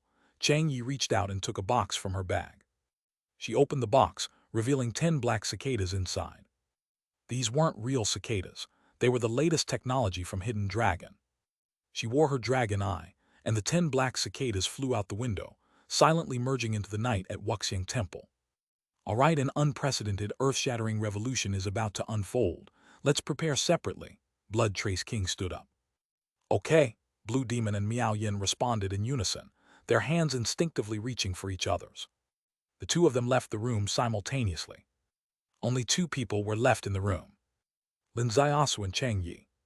Outside the window, the spring wind blew, carrying a fragrance from some unknown flowers. Inside, the warmth of spring seemed to originate from their eyes. Lin Zaiasu gently tugged, and Chang Yi nestled into his embrace. A gentle hug seemed to be their utmost limit, but even that gentle hug was enough to warm a lifetime. Having not entered the gate of Kun Kang and unable to see through it, I can hardly imagine the kind of environment you have endured these 46 days. Chang Yi sighed softly. In fact, I lived quite freely. Lin Zaiasu smiled. Freely? In this Jianghu, there isn't only fighting and killing, there are also balances and leveraging. Lin Zaiasu said, oh, I also brought you a gift. Another gift for me. Chang Yi was delighted. What is it? Lin Zaiasu raised his hand lightly, revealing a peculiar piece of clothing. It looked as thin as cicada wings, but its silver light indicated its extraordinary nature. You actually got me a piece of clothing. Ah, it's even underwear. Chang Yi widened her eyes. What kind of look is that? Do you think it's bought? Let me tell you, there's nowhere in the world you can buy this. I had it custom made just for you. Lin Zaiasu said, try it on. I'll go to the bathroom. Chang Yi took the clothing and turned to go to the bathroom. Is that necessary? Can't you change right here? No way, Chang Yi said. I saw the green tint in your eyes, and at this moment I dare not tease you. If it arouses anything, I'll be frying myself again tonight. She dashed into the bathroom, and suddenly there was a scream. Lin Ziasu rushed to the bathroom door in a single step, pushed open the door, and saw an incredibly enchanting scene inside. Chang Yi was wearing the silver clothing. The silver garment was semi-transparent, perfectly displaying her curves from head to toe. Her expression was one of sheer astonishment. Little Sue, this is top-level protective clothing. I tested it, and it should be stronger than any current dragon armor from Hidden Dragon. Did you really think it was just a set of sexy underwear? It's originally protective armor, Lin Ziasu said. Chang Yi slowly turned her head from the mirror. Why specially custom make it for me? No need to rely on words to stir emotions. You, vibrant and charming as you are, already make anyone feel like they're frying. Chang Yi shifted her body, snuggling into his embrace. Her eyes brimmed with tears. As a Hidden Dragon member, a grandmaster of deadly poisons with ruthless hands, such tender emotions were rare in her life, yet Lin Ziasu moved her. In the perilous environment of Kun Kang, under the threat of an uncertain True Yuan Grandmaster attack overhead, he had a set of protective armor custom-made for her. In his heart she always had a place, no matter the time or place. Yet how could she repay him? Even the simplest of kisses between a man and a woman couldn't be granted to him at present, let alone the deep yearning in her heart and the primitive desire she sensed in his gaze. Lin Ziasu embraced her body, even though separated by this layer of protective armor and the nanoprotection clothing beneath, he could still feel her body temperature and softness. He, too, felt he was frying. Next door, the two women sat at the tea table by the bed. Their gazes cast towards the night sky outside the window, watching Smoky Lake slowly blur in the night. Blue Demon sighed softly. Miao Yin, there's something a bit dangerous, did you see it? Tell me. Miao Yin Heavenly King lifted a celadon cup, containing her favorite jasmine tea. This kid's plans are so fantastical, they've begun to touch the legal red line. Don't be too sensitive. He hasn't crossed the legal red line. Miao Yin's Miao Mew flickered. He is a detective. It's his job to probe for information. He just discovered someone in Kun Kang intends to take action against Wuxiang Temple. We can't logically infer and subconsciously attribute this to his planning. Blue Demon is very sensitive. Miao Yin is even more sensitive. Inwardly, Blue Demon had already made a judgment. The murder case targeting Wuxiang Temple, if nothing unexpected happens, was planned by Lin Ziasu. In the outside world, this would be an enormous crime, named hiring a killer. But Miao Yin, Heavenly King, blocked her with a single sentence.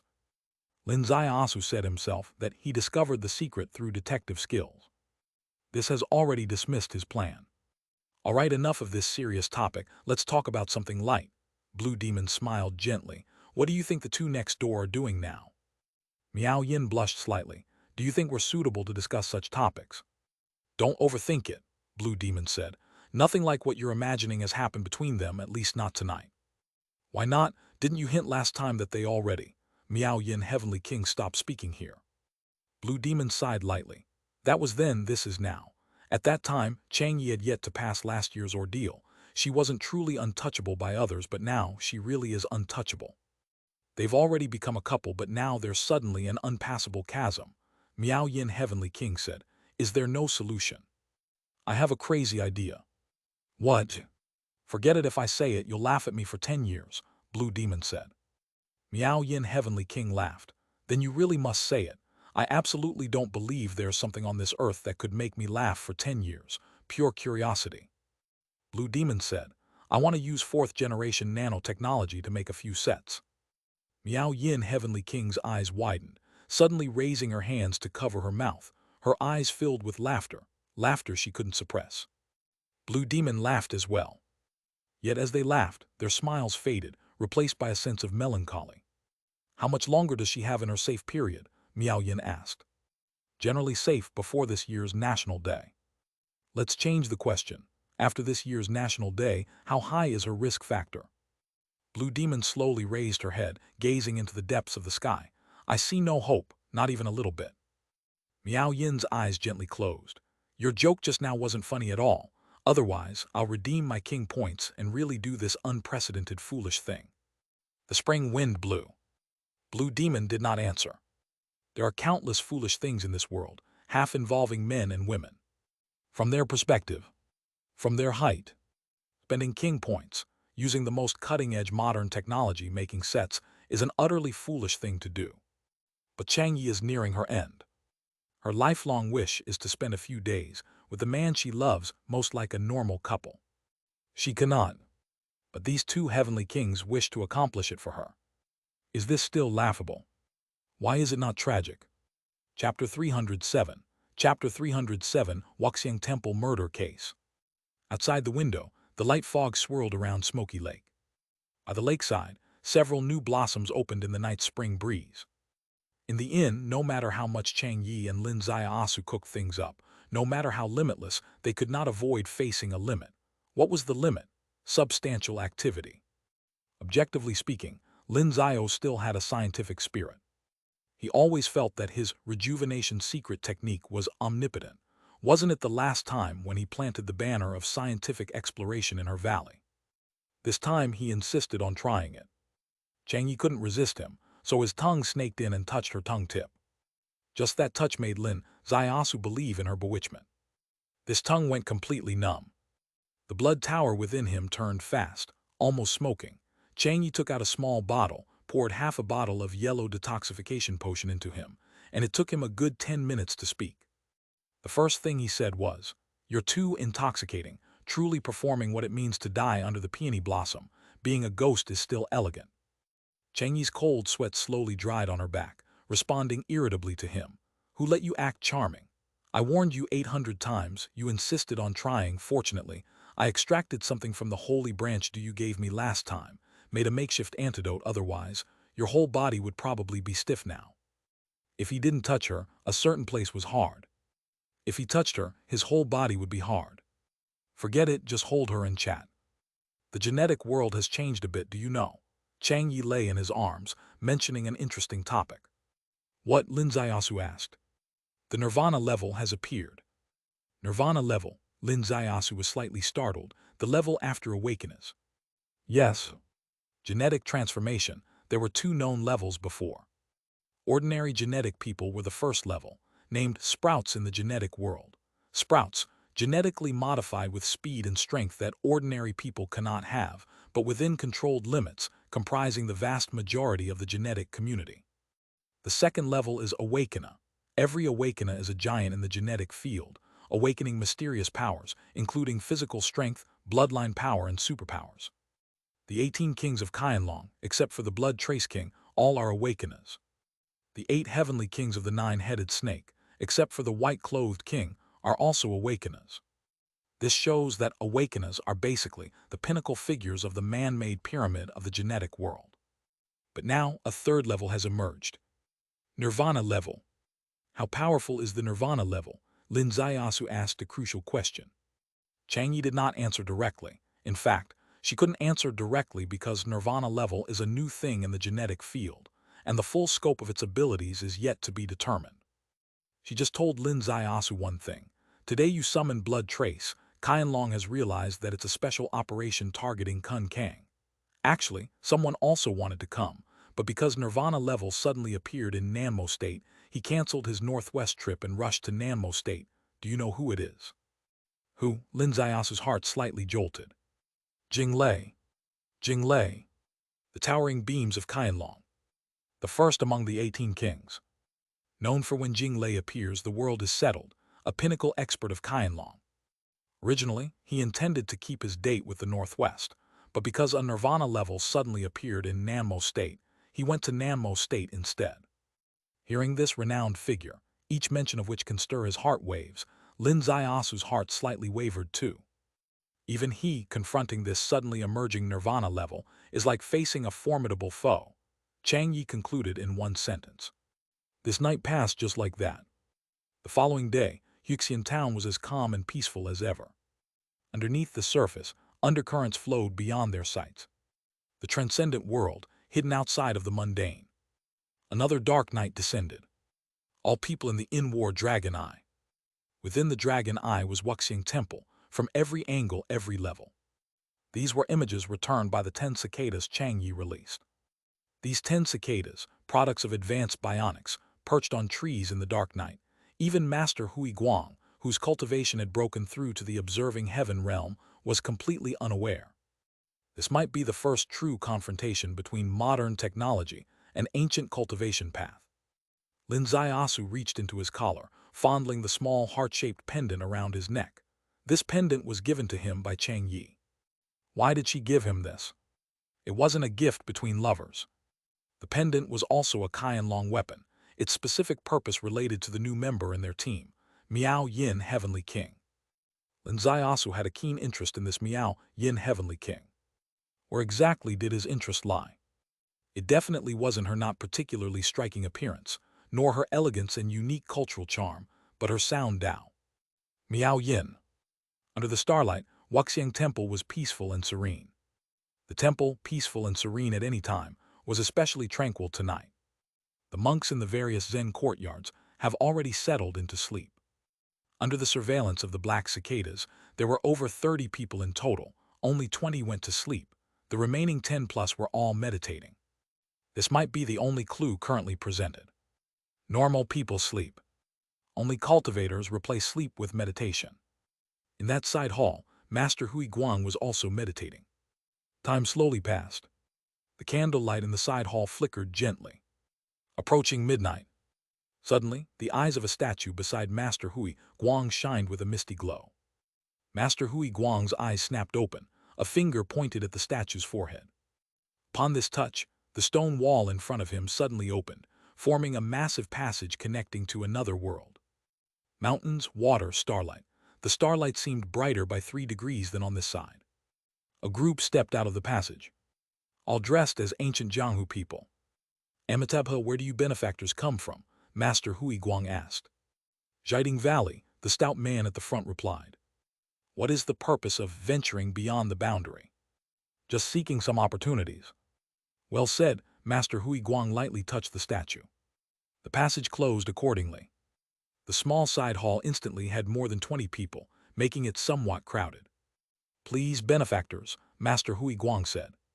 The leader showed a gleaming set of big yellow teeth in the dark and chuckled lightly. Master, you forgot to ask, what kind of opportunity brothers intend to seek? In worldly cultivation, each seeks their own opportunities, as benefactors have paid sufficient price at Yanhua building, obtaining the permission to venture beyond. What kind of opportunity you intend to seize, feel free to retrieve it. Why should this old monk inquire? Master Hui Guang said indifferently. The leading figure laughed. You needn't ask about other opportunities, but the opportunity we seek today is your bald heads. Upon saying but is, his hand suddenly lifted. Upon saying your, the black broadsword in his hand was already above Master Hui Guang's bald head. Upon saying bald heads, it seemed there was nothing else in the side hall but this black broadsword from the deepest hell, right at the entrance to hell, slicing towards the oil-shiny big gourd. This was no longer a move. This was momentum. One strike overwhelming heaven and earth. This was an observing heaven realm ambush. Master Hui Guang was caught in the ambush, his heart trembling greatly, but his hand flipped suddenly, as if it were not a hand but a butterfly piercing through space, and with one butterfly move, illusions formed endlessly. Amidst the phantoms, he clenched both hands, firmly grasping the downward black blade under almost impossible circumstances. A booming quake sounded. Within the side hall, incense burners, cushions, and dust all surged together. Chapter 308, Chapter 308, Destroying Evidence. The leader's hair flew wildly as he shouted, observing heaven realm. Clearly, his information was wrong. He did not know that Master Hui Guang of Wuxiang Temple had already reached the observing heaven level. Amitabha, how dare a small Jiding bandit nest act out in a Buddhist temple?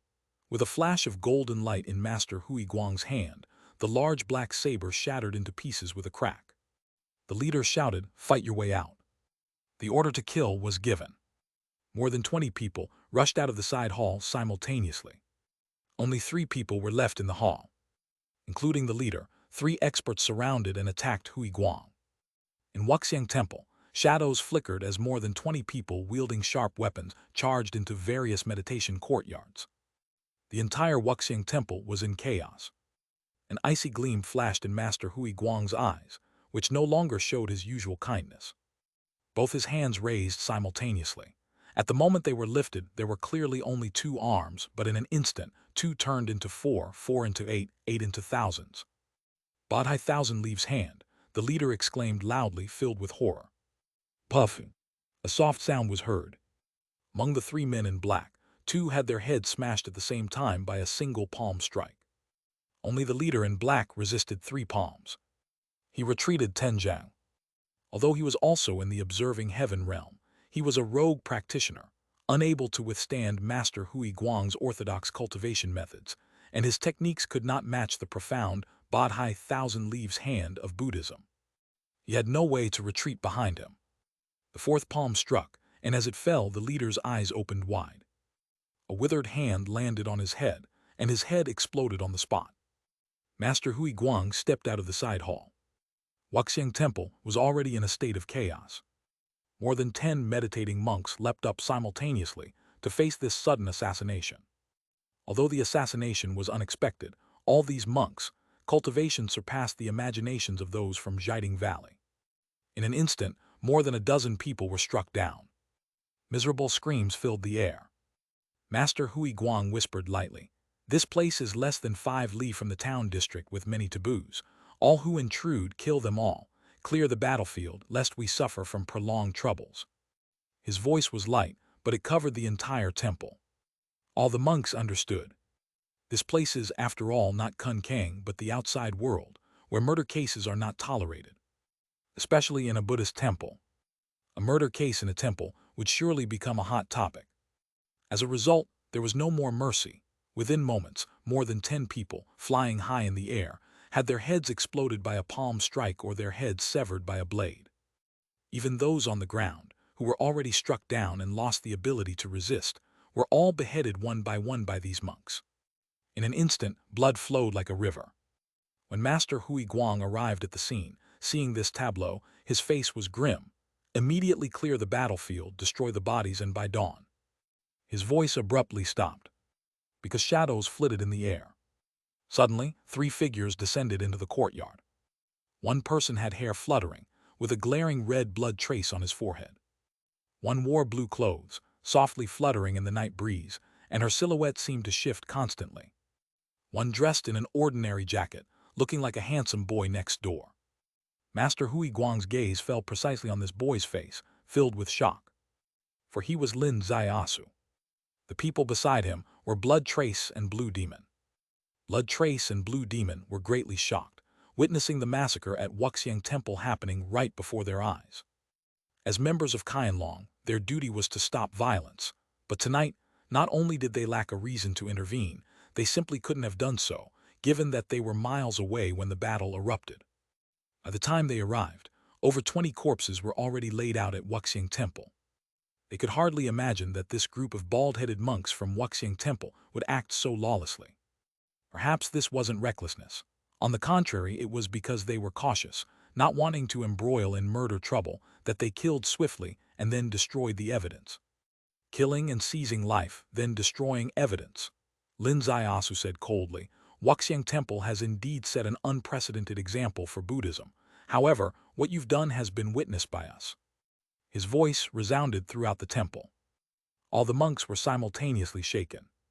They were all disciples of the 3 Buddha temple, tasked with guarding this gateway connected to Kun Kang.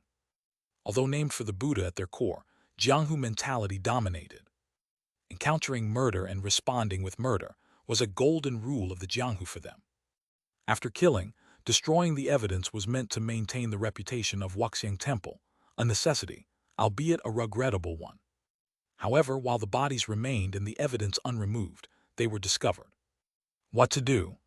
Perhaps there was only one solution: to kill these 3 who knew the truth. Only then would Wuxing Temple remain pure and continue its mission. Almost simultaneously, all the monks in the temple felt a bloodthirsty intent rising, incongruous with their Buddhist teachings. In Master Hui Guang's mind, it was as if a great fire raged on a mountain, yet his face remained calm as the wind and clouds. "Master Lin, what a timely arrival." Indeed, had I not arrived timely, How else could I have uncovered the secrets of your Wuxiang temple? One person stepped forward beside Master Hui Guang. It was the ruddy-faced, plump, large monk whom Lin Ziasu had met when he first entered Wuxiang temple, humorously called Master Han Guang, though in fact he was named Hui Yun. Master Hui Yun stepped forward. This is your doing. Even if his senses were not keen, he still sensed something unusual. Lin Ziasu had clearly taken a stance against the three Buddha temple. Having exited Kunkang, he insisted on staying. A murder hadn't occurred at Wuxiang Temple in 100 years, yet it happened right under his nose. Wuxiang Temple had never had anyone grip its vital points, yet they were gripped by him. All signs pointed to one possibility. Tonight's murder was something he had orchestrated. He thought this way, and which of the other senior monks did? All of a sudden, everyone turned their gaze toward Lin Ziasu, their eyes filled with intense killing intent. Before Lin Ziasu could answer, someone else replied first. Blood Trace's long hair on his forehead gently fluttered. A hand stretched out, displaying a token in his palm on which a golden dragon soared. The Hidden Dragon Order. A Heavenly King-level Hidden Dragon Order. Murdering and breaking the laws of heaven, all of Wuxiang Temple lie down on the spot. His voice was extremely solemn. However, no one obeyed. Not a single one. Master Hui Yun turned to Hui Guang, Abbot's senior brother. A decision must be made immediately. Amitabha, Master Hui Guang clasped his hands together. Capture them. With a sudden whoosh, more than 10 monks behind him leapt up simultaneously. With this leap, each was at the observing human or observing earth level. In other words, at the very least, everyone was at the Qianlong gold medal standard. The simultaneous attack brought an extremely terrifying sense of oppression. However, 3 black dots simultaneously shot out. Boom! They exploded simultaneously. The entire place was enveloped in a yellow mist, incredibly bizarre, as even the night wind seemed insufficient to disperse it. Poison, someone shouted. Master Hui Guang's face suddenly changed. With a sweep of his robe, like a wild wind passing, the yellow mist in front of him was completely cleared away. This move to break the mist was extremely domineering, but during the brief moment enveloped in the poisonous mist, over 10 people from Wuxiang Temple had already been knocked down 7 or 8. The Chang'e poison had evolved. Even Lin Ziasu couldn't get close to her, let alone ordinary cultivators. In just an instant, all those with cultivation below the observing earth realm fell to the ground. Master Hui Guang's face changed dramatically. Shadows suddenly flickered before him, endless blade shadows. Chapter 309, Chapter 309, Separation Severing Emotion. Blood Trace King moves and his attack is his strongest trump card. Dekin steps, Heavenly Ruined Blade. Blue Demon King is also on the move. Her special ability is electricity, and her speed is as swift as a bolt. In the blink of an eye, she's in front of a peeping earth expert who has just broken through the circle of poisonous fog, and her dagger slices toward the opponent's throat. In the courtyard beside, a monk shoots into the sky, heading toward the courtyard wall. On the courtyard wall is Chang Yi. She had not revealed herself earlier, hidden in the shadows for an ambush. Before she struck, none of them realized she was there. But once her poison was released, she was exposed. Once exposed, a Peeping Earth Realm expert targeted her. Peeping Earth Realm experts are characters whose cultivation level is comparable to the Qianlong King. Though Chang Yi has gone through nirvana and her skills have greatly improved, she is ultimately unable to contend with a heavenly king. Seeing the Peeping Earth expert glide in with ghostly and elusive speed, her heart leapt. Suddenly, a flash of light, a seemingly ethereal scale sliced through the air, and with a sharp sound, the Peeping Earth expert's head flew off. Chang Yi cast her gaze back and saw Lin Ziasu. With a single deconction, Lin Ziasu relieved Chang Yi's crisis, and with a flip of his hand, he tossed another scale. Though it seemed to aim at the void, as it swept past, a line of blood appeared in midair. In fierce combat with Blue Demon, a Peeping Earth Realm expert's eyes widened abruptly. Swoosh! Blue Demon's figure solidified, and her dagger slashed through the void, accurately striking her opponent's left chest, yet her opponent's head fell first. Blue Demon turned in midair, also looking at Lin Ziasu in shock. My God, a single move beheading a Peeping Earth expert. This kid's combat power has already surpassed my own. And surpassed by quite a bit. Recalling the day of the fierce battle between Qingmian country and Du Tianj, she still firmly stayed above him, but half a year later, he could already strike down someone of the same level as herself in a single blow. Boom! A figure flew out from afar. It was Blood Trace. In front of him, Master Huiguang shook both palms like Bodhi with 1,000 leaves. Starlight swayed behind him. At this moment, he was as much Buddha as demon. With a swish, a current tore through the air, and Blue Demon suddenly appeared before Master Huiguang. The next moment, with a loud boom, Blue Demon soared far away. Facts proved that against Huiguang, the two great kings of Qianlong were still insufficient. Huiguang uttered a low chant. Amitabha, Qianlong dares to aim at Wuxiang Temple, it's asking for disgrace. His figure suddenly flickered, stepping on a lotus in just one step, reached Blood Trace. Blood Trace already had blood trickling down his lips, but he held a dragon scale in one hand. Battle intent soared to the sky. There was a mocking shade in Huiguang's eyes. He's peeping heaven, and not just any peeping heaven, one who could kill a peeping heaven from Jade Valley in 4 moves.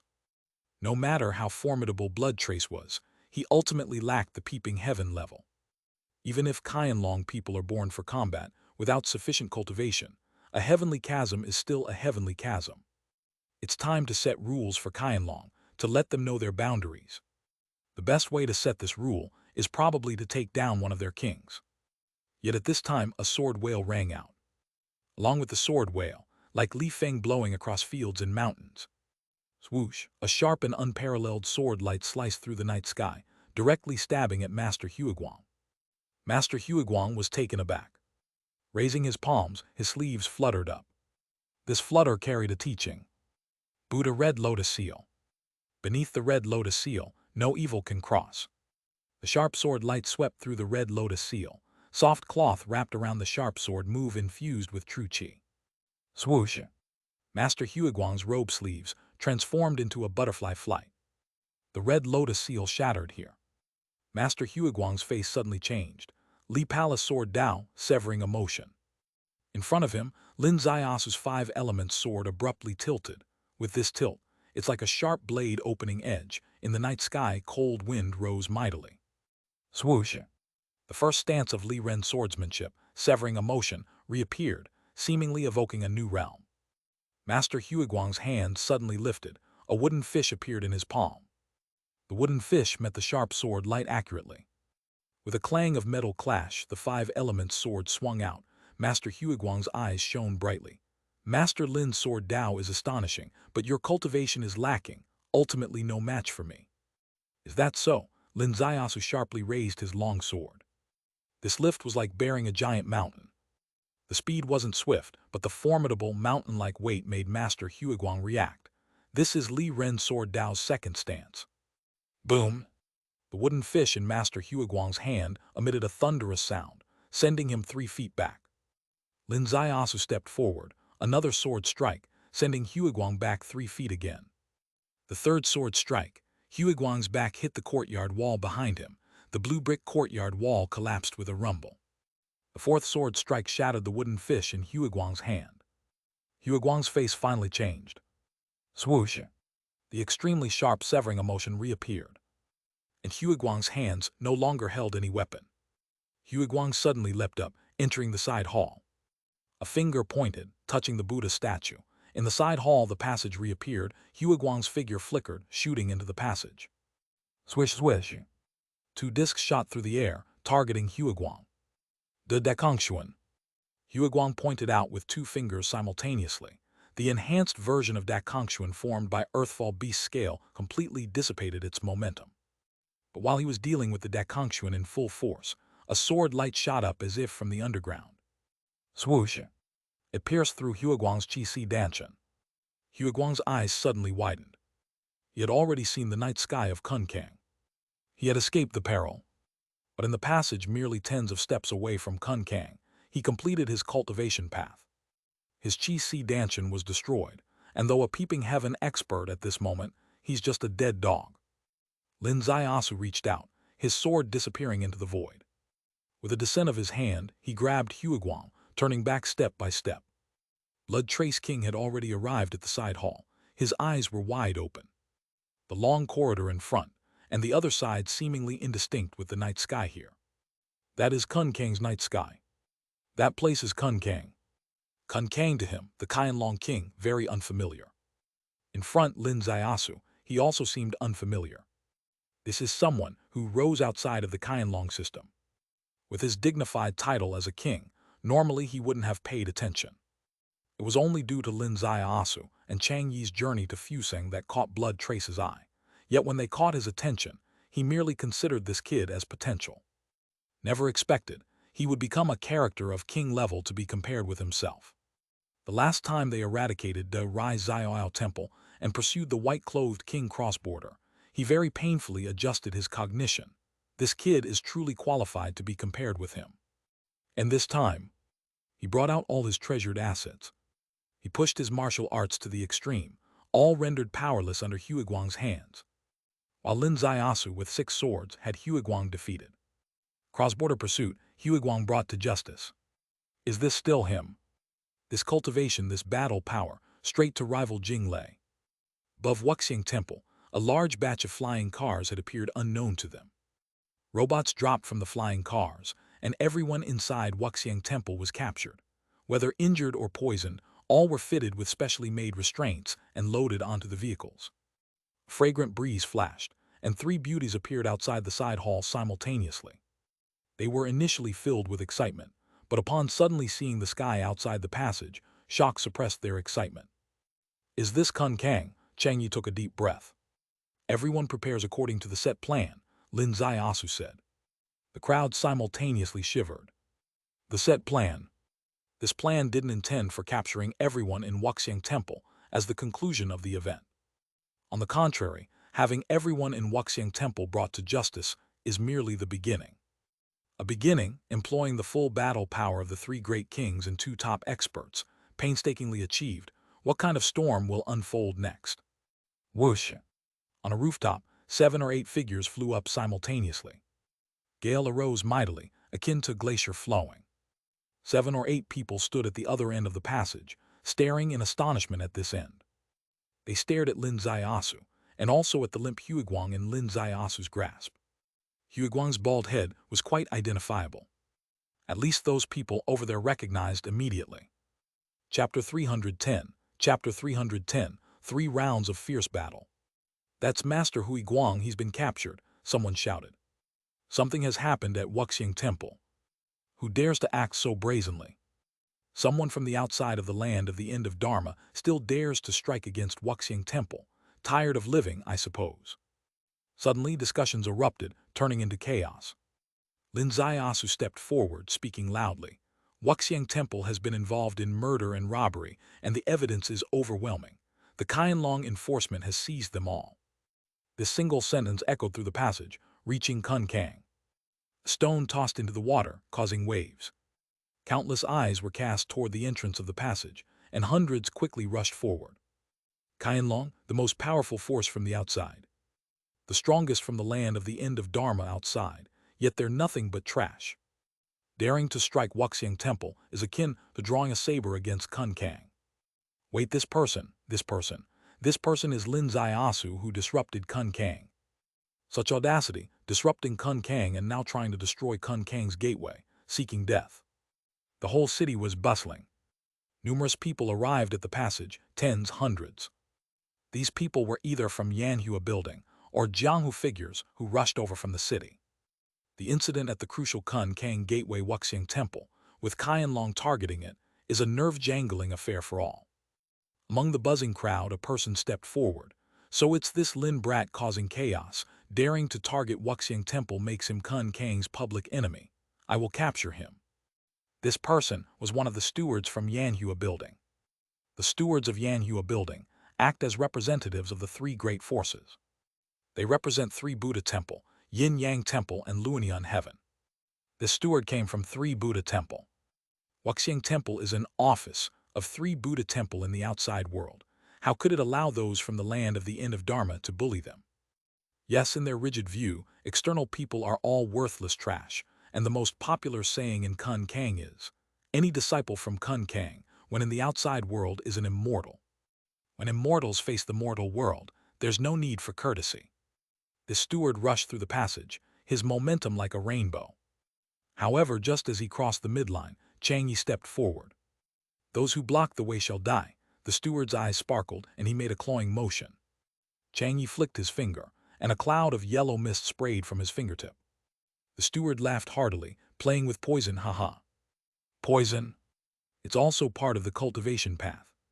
Kun Kang has countless people who play with poison, and even in Jianghu, those who do are typically looked down upon. However, his laughter abruptly stopped. His complexion suddenly changed. Thud. The person fell head first. Truth proved that Chang Yi's poison was not an ordinary Jianghu poison. The poison on her body comes in 3 levels. Poison bomb, wide in coverage, numerous and powerful, is the most effective tool for group battles. However, by poison levels alone, poison bomb is the lowest, belonging to the 1st level. The poison mist in her fingernails is the 2nd level, sourced from her own body. Even those in observing Earthrealm may not be able to resist. The 3rd level need not be mentioned. Her original body's poison, even Lin Ziasu couldn't withstand it. Luckily, that top-tier poison isn't readily used to harm enemies, unless you collide directly against it. The steward crumbled in the passage, and the people on the other side of the passage looked visibly perturbed. Is the external poison truly so domineering? Yes, weren't we told that nothing from the outside world matters? Poison, after all, is low-grade. Let's see it try on me.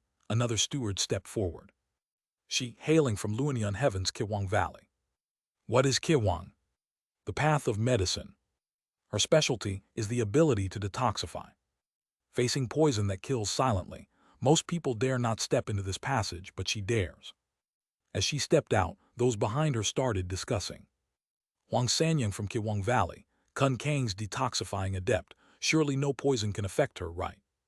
Of course, if outside poison could harm her, wouldn't that turn the world upside down? Huang Sanyang walked ahead, fully concentrated. The way of poison, a subtle path. Thus, she is a meticulous person. The confrontation at hand is not simple, symbolizing a direct clash between Kun Kang and the outside world. In every field, the outsiders must be forcefully suppressed to avoid being turned over. Otherwise, it truly encourages the unhealthy trends of the outside, dishonoring Kun Kang's immortal realm's dignity. Just reaching the midline, suddenly a person emerged on the deep right side. Shockingly, it was the great steward of Yanhua building. Hold on. Huang Sanyang's eyes fixed, her brows slightly furrowed. Great steward, what do you mean? The great steward leaned closer, his mouth nearing her ear.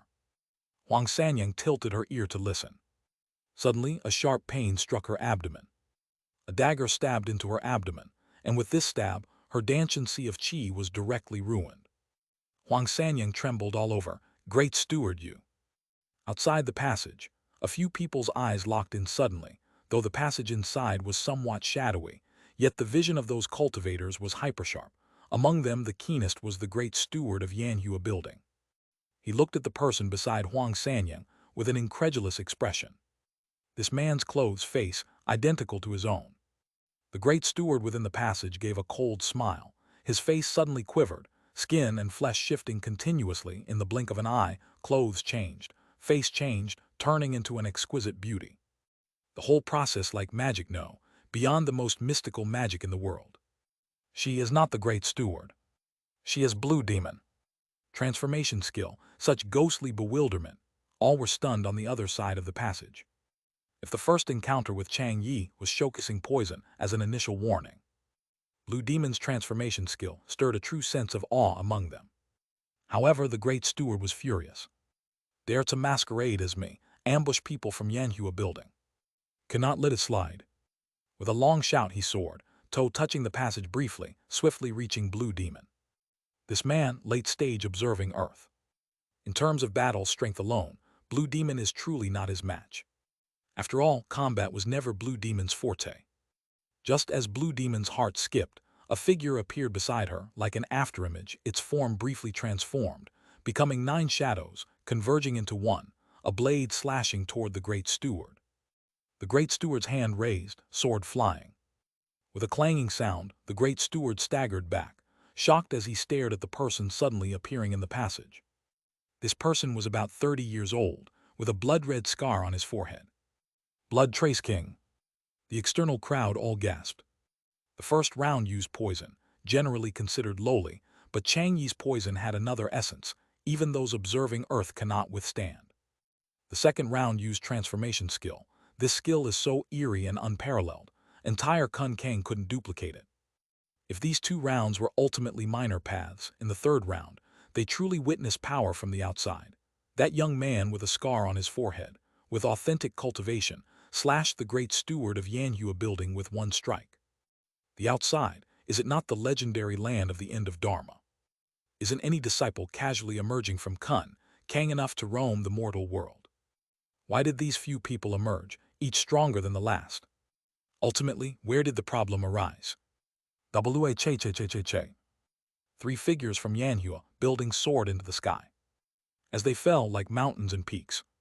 These three men, one with white beard, one with black beard, one bald and beardless. They are Yanhua building's three masters.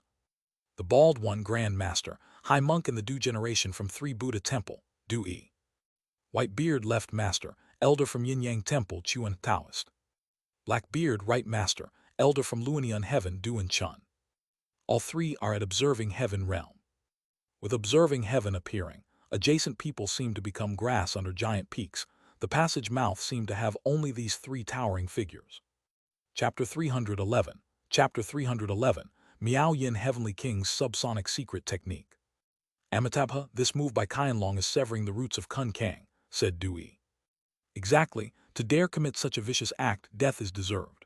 Chuan Taoist's eyes rolled, as if a long river was coursing within them. Duan Chun's black beard fluttered, then kill first and talk later. Whoosh! The three of them dashed forward with their charge. The entire passage seemed to tremble. Half the distance covered in a single step. In an instant, they stepped into the center line.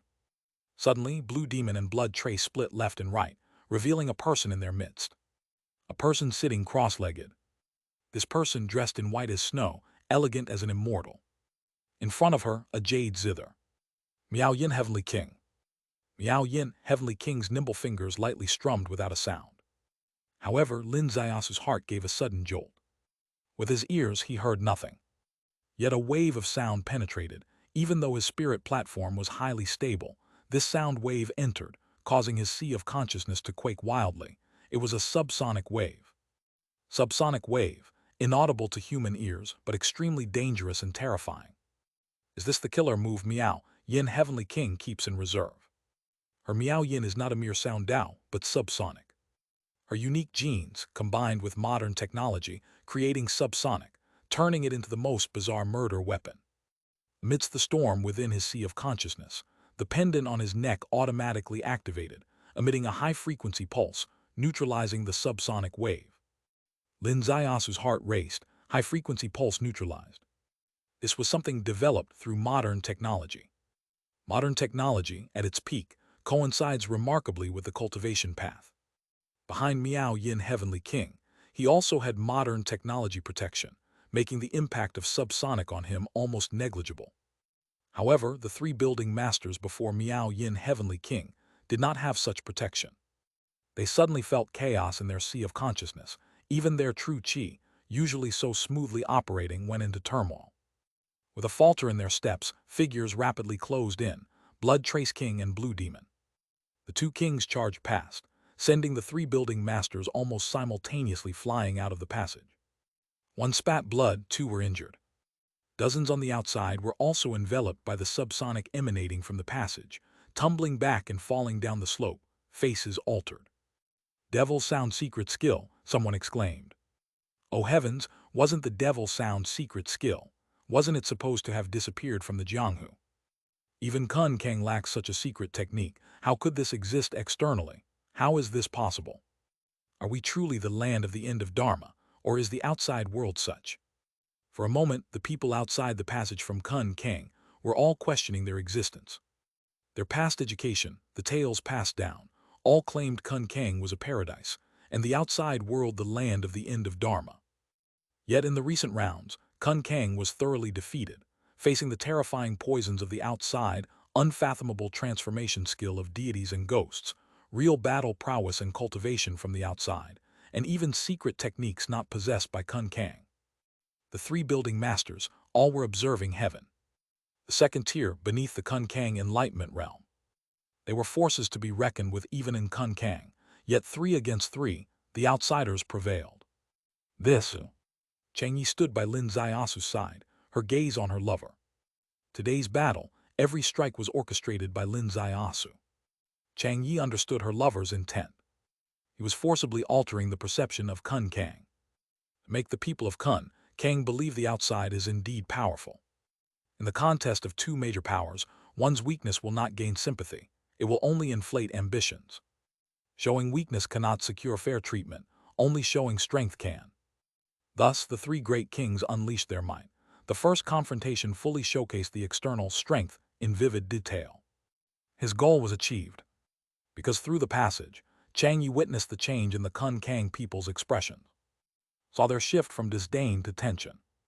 Yet Chang Yi also harbored an unease.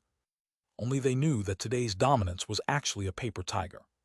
The Kun Kang people thought they were just a random 4 or 5 from the outside, yet in truth, they represented the pinnacle of external combat power.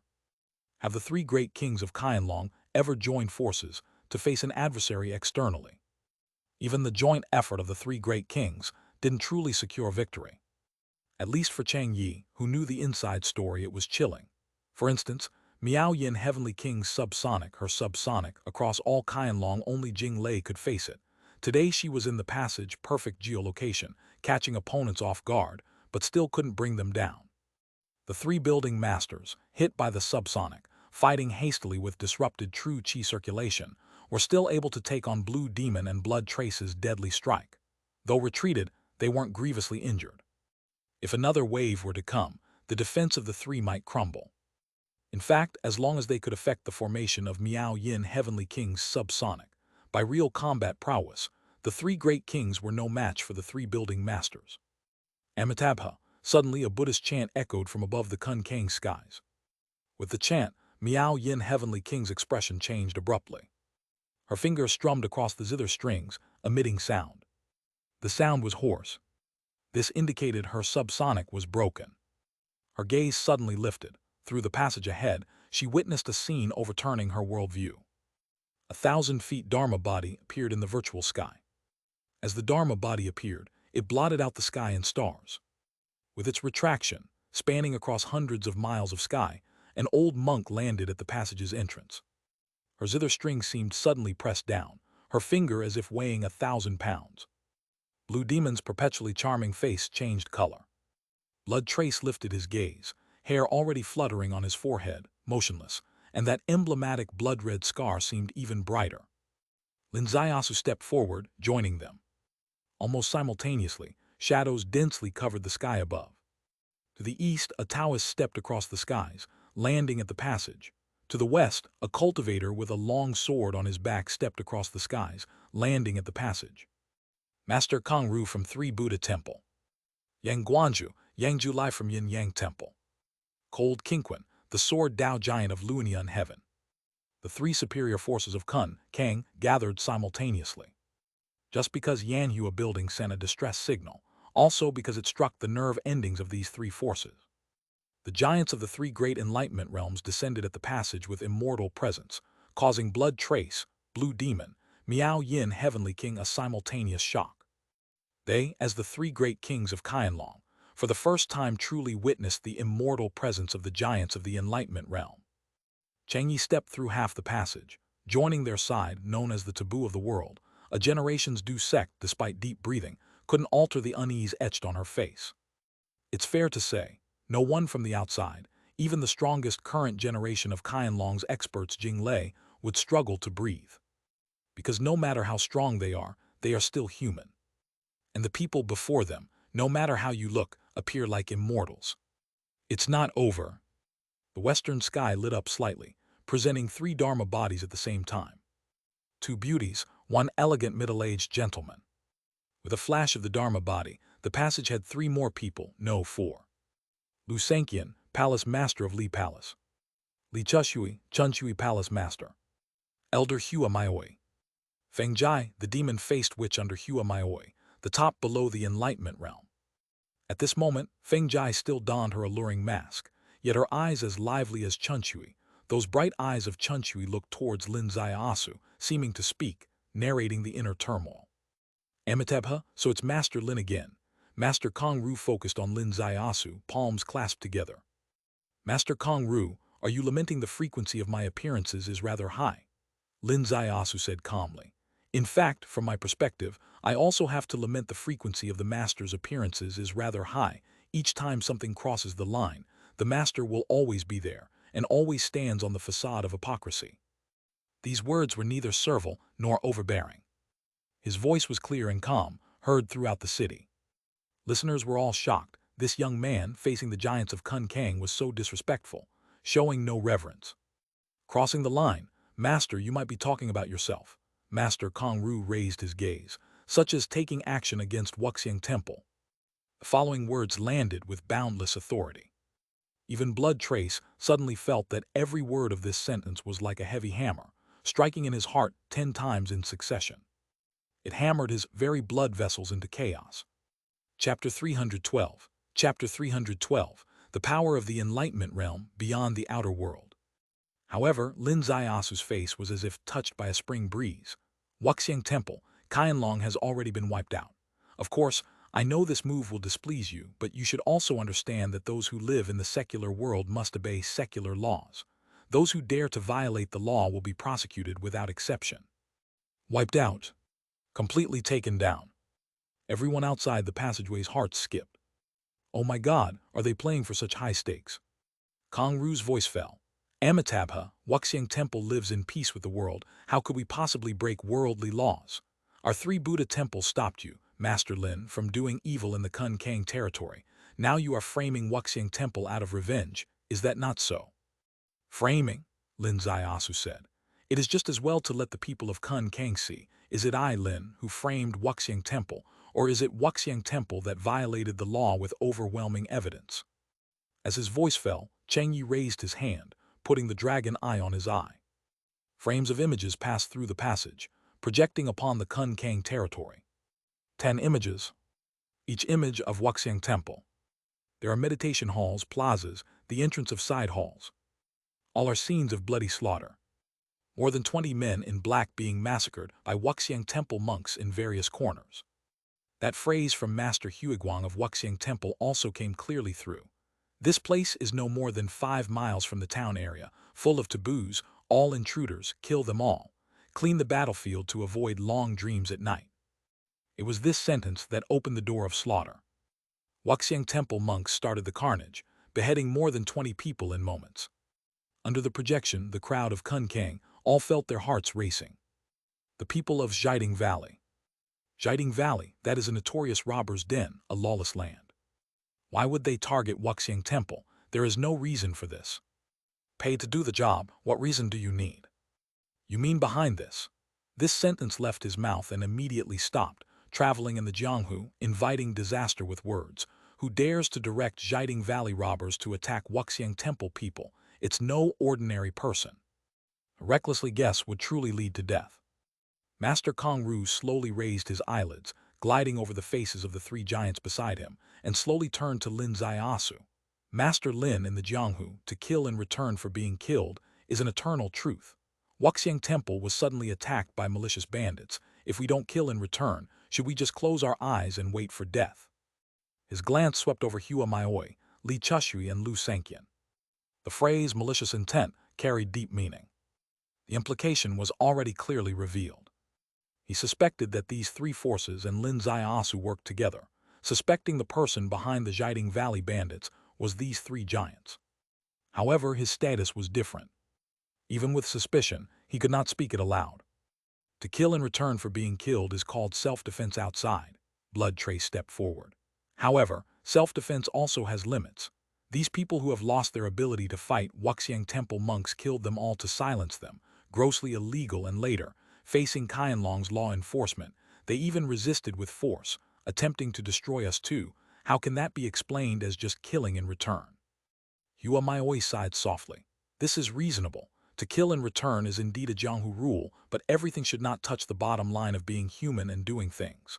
Wuxiang Temple claims to be a Buddhist orthodoxy, advocating putting down the butcher's knife and becoming a Buddha, but seeing their actions today, where is the half-bit of Buddhist bottom line? I'm afraid even the Jade Valley bandits would feel ashamed when seeing them. Exactly, Li Chushui said. Kun Kang and the outside world have always had a tacit understanding. Outsiders entering Kun Kang follow Jianghu rules. Kun Kang people entering the outside world do not break worldly laws. Who is Wuxiang Temple relying on to carelessly kill people like this and act recklessly? Who else could they rely on? Lu Sanqian laughed. Lord Li should take a look at who all these Wuxiang Temple disciples are. As these three stood out together, the city fell silent. Because these three were the giants of Kun Kang. They represent three major forces. Blood Trace and Blue Demon felt their hearts pounding, knowing all the more that these three forces were Lin Ziasu's allies in Kun Kang. In one journey to Kun Kang, he gained full support from three giants. This lad has truly defied heaven. Amitabha, suddenly a Buddhist chant came from the sky. This Buddhist chant arrived, seemingly filling the night sky of Kun Kang with Buddha's light. Everyone looked up together. Above the sky, a golden lotus platform, two old monks descended like the nine heavens Buddha ancestor. Abbot Kong Wen, Master Kong Xing. Behind them, three more appeared: Zhen Tianyan, the palace master of Tianyan Palace; Lei Li, the sect master of Lifeng Sect; and Li Dong, the valley master of Dong Valley, all closely affiliated with three Buddha Temple, Yin Yang Temple. In an instant, five more giants joined. Lu Sanqian, Li Chushui, Hua Maioi were also greatly shocked. A major confrontation. The other side now had 8 giants, while they had only 3, far inferior in strength. If this lad has no terrifying trump card, it seems today's performance may be hard to carry on. Wasn't it too early for this big confrontation? Abbot Kong Wen's lotus platform trembled, transforming into a true Yuan phantom, adopting behind his head as he approached. Gentlemen, putting effort into scheming, what exactly are your plots? Why not lay them all out? Abbot Kong Wen, are you sure you spoke after thinking? Lin Ziasu said coldly. What do you mean by planning? What do you mean by plotting? Wuxiang Temple's illegal projection is still in the air. If you are not blind, then you should be able to see clearly. This is merely enforcing the law. Facing all the towering beams of Kun Kang, Lin Ziasu was even more unyielding. This was not what the people present expected. Yin Yang Temple's Yang Guanju smiled faintly. Boy, Abbot Master's meaning is, what exactly do you want? In the face of legal principles, it is not what we want but what the law requires us to do. Lin Ziasu said.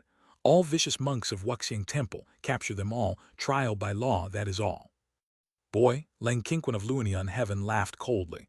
Wuxiang Temple people are from Kun Kang and you think you can just judge them. Who do you think you are? His voice emerged with murderous intent. Every word seemed like a sharp blade. Where the blade reached, it was filled with devastation. The 3 great kings of Qianlong seemed to enter winter simultaneously. Their blood seemed to freeze all at once. This was the breathtaking edge, when giants of the Enlightenment realm unleashed their killing intent. However, Lin Ziasu coldly responded. Lang Qingquan of Luanian Heaven is it? Ha, who the hell do you think you are? This remark met needle for needle. This remark was uncompromising. This remark was strong to the extreme. Feng Jia's heart leaped suddenly. She sensitively noticed that the light in Lang Qingquan's eyes had changed. This was a sign of attack. Heavens, a direct attack. She saw it, and of course, Hua Maioi saw it even more clearly. Lang Qingquan spat out 2 words, seeking death. With a swish, a shadow of a sword pierced through the air, shooting into the passage. This sword with true Yuan as the base. This sword split mountains and cleaved peaks. This sword, if one hasn't reached the Enlightenment realm, surely kills. Hua Maioi clearly saw Lang Qingquan make this sword strike, but strangely, she did not react at all. By the time Feng Jai realized the master wasn't blocking, she was too late to stop it. Her heart felt suddenly empty. Master, what is happening? Can you really watch him die? The sword shadow pierced through the air, heading straight for Lin Ziasu. At its initial emergence, covering the heavens and earth. Yet the later the sword shadow got, the fainter it became. Passing the midline, the sword shadow twisted. Lin Ziasu gently waved his hand. The twisted sword shadow vanished into thin air. A smile emerged on his face. A dignified giant of the Enlightenment realm, so uninformed. The place where I stand is the land of the outside world. What can your true Yuan sword shadow do to me? Feng Jia's heart, hanging at the throat, suddenly settled back down. She actually wasn't unaware that in the outside world, true Yuan of the Enlightenment realm couldn't cross territories. She was just overly concerned. The 4 people beside Lin Ziasu all broke into a cold sweat on their backs. Earlier, that true Yuan sword shadow, when it first emerged, truly gave them a sense of imminent death. Fortunately, Lin Zaiasu was right. They were standing on this side of the midline, which is the outside world, and in the outside world there is no soil for true Yuan usage. Sword shadows formed by true Yuan can slay everything below enlightenment in Kun Kang, but it cannot cross the midline. Couldn't reach the world's territories outside. Witnessing this personally, the hearts of the four, almost flying into the sky, finally returned, recovering their confidence as Qianlong. Lang Qingquan's face suddenly darkened, recklessly daring because of backing. I'll let you know what despair is. Chapter 313. Chapter 313, Missile V's Enlightenment Realm. With a whoosh, Lang Qingquan stepped toward the passage. As he took this step, the mountains roared. The entire Li city shook. The Li River, winding around the city, seemed to momentarily cease flowing. The entrance of the passage, towering and boundless, seemed to shrink and become constricted with his step, as he alone appeared to embody the presence of a heavenly god. Feng Jia's heart pounded as she took a step forward. She realized the gravity of the situation. In the outside world, Enlightenment Realm power cannot be fully exerted, which is a fact. An Enlightenment Realm giant crossing the median line is equivalent to possessing only the peak strength of the Peeping Heaven Extreme Realm. However, even if he's just a Peeping Heaven Extreme Realm, what would Lin Zaiasu and the others use to counter him? This old man had failed with his previous strike, lost face, and now crossed the boundary personally. The consequences are unimaginable. Someone like him, a Kun Kang Enlightenment Realm, truly does not concern himself with the laws of the outside world. Even if he kills millions outside, as long as he retreats into Kun Kang, no army from the outside world can do anything to him. Lin Zaiasu is in danger. Her master and the three Enlightenment Realm giants cannot take action, but she can. Moreover, she can stop Lang Qingquan. As long as any Enlightenment Realm does not exert their full power, she, Feng Jia, fears none. However, just as she took a step, Hua Maioi suddenly extended her hand, grasping her shoulder. No need. No need. Feng Jia was deeply shaken. Lang Qingquan had already entered the passage. Outside the passage, he took just one step to awe the world. Once he was inside the passage, his speed suddenly increased. With his acceleration, he seemed like a swift wind emerging from a valley, carrying the unstoppable might of a giant in the Enlightenment Realm, with Lang Qingquan's unparalleled killing intent as he demonstrated his path to enlightenment through slaughter, like a cross-boundary blade striking towards Lin Zaiasu and the others. Lin Zaiasu stared coldly at him, without a trace of fear. Feng Jia watched his expression, her breath completely halted. Over 1,000 people outside the passage watched this scene, and their breaths too seemed to stop. Time seemed to flow very slowly. Lang Qingquan moved 5-10 zhang into the passage, crossing the median line. Suddenly, a black dot flew from the outside world. This black dot, conical in shape. Boom! A thunderous explosion resounded. Flames reached the sky. Lang Qingquan was suddenly blown away by a powerful shockwave. Missile, inside the passage on the Kun Kang side, a young man shouted in horror. He had traveled outside and witnessed the terrifying power of such mature thermobaric weapons. Lang Qingquan, a dignified Enlightenment Realm with true Yuan circulating within, nearly met the standard of immortality in this world, yet was staggered by this missile from the outside world. But this was still Kun Kang. His true Yuan remained omnipotent. He forcibly realigned the true Yuan, disrupted to the point of malfunction, and positioned himself in the void.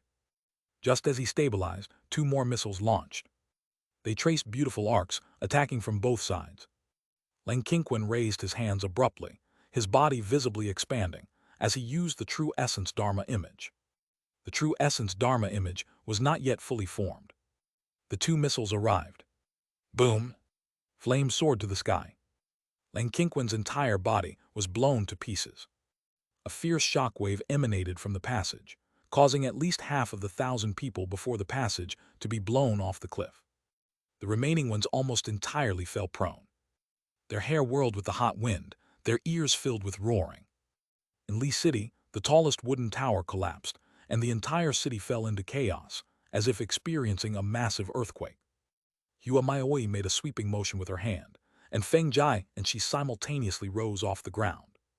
Beside them, Li Chushui and Lu Sanqian's expressions changed.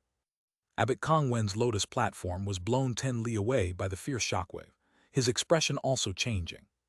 The remaining 6 Enlightenment Realm giants stared at the floating pieces of blood-stained cloth in the air and the dissipating wisps of blood fog, their expressions altered.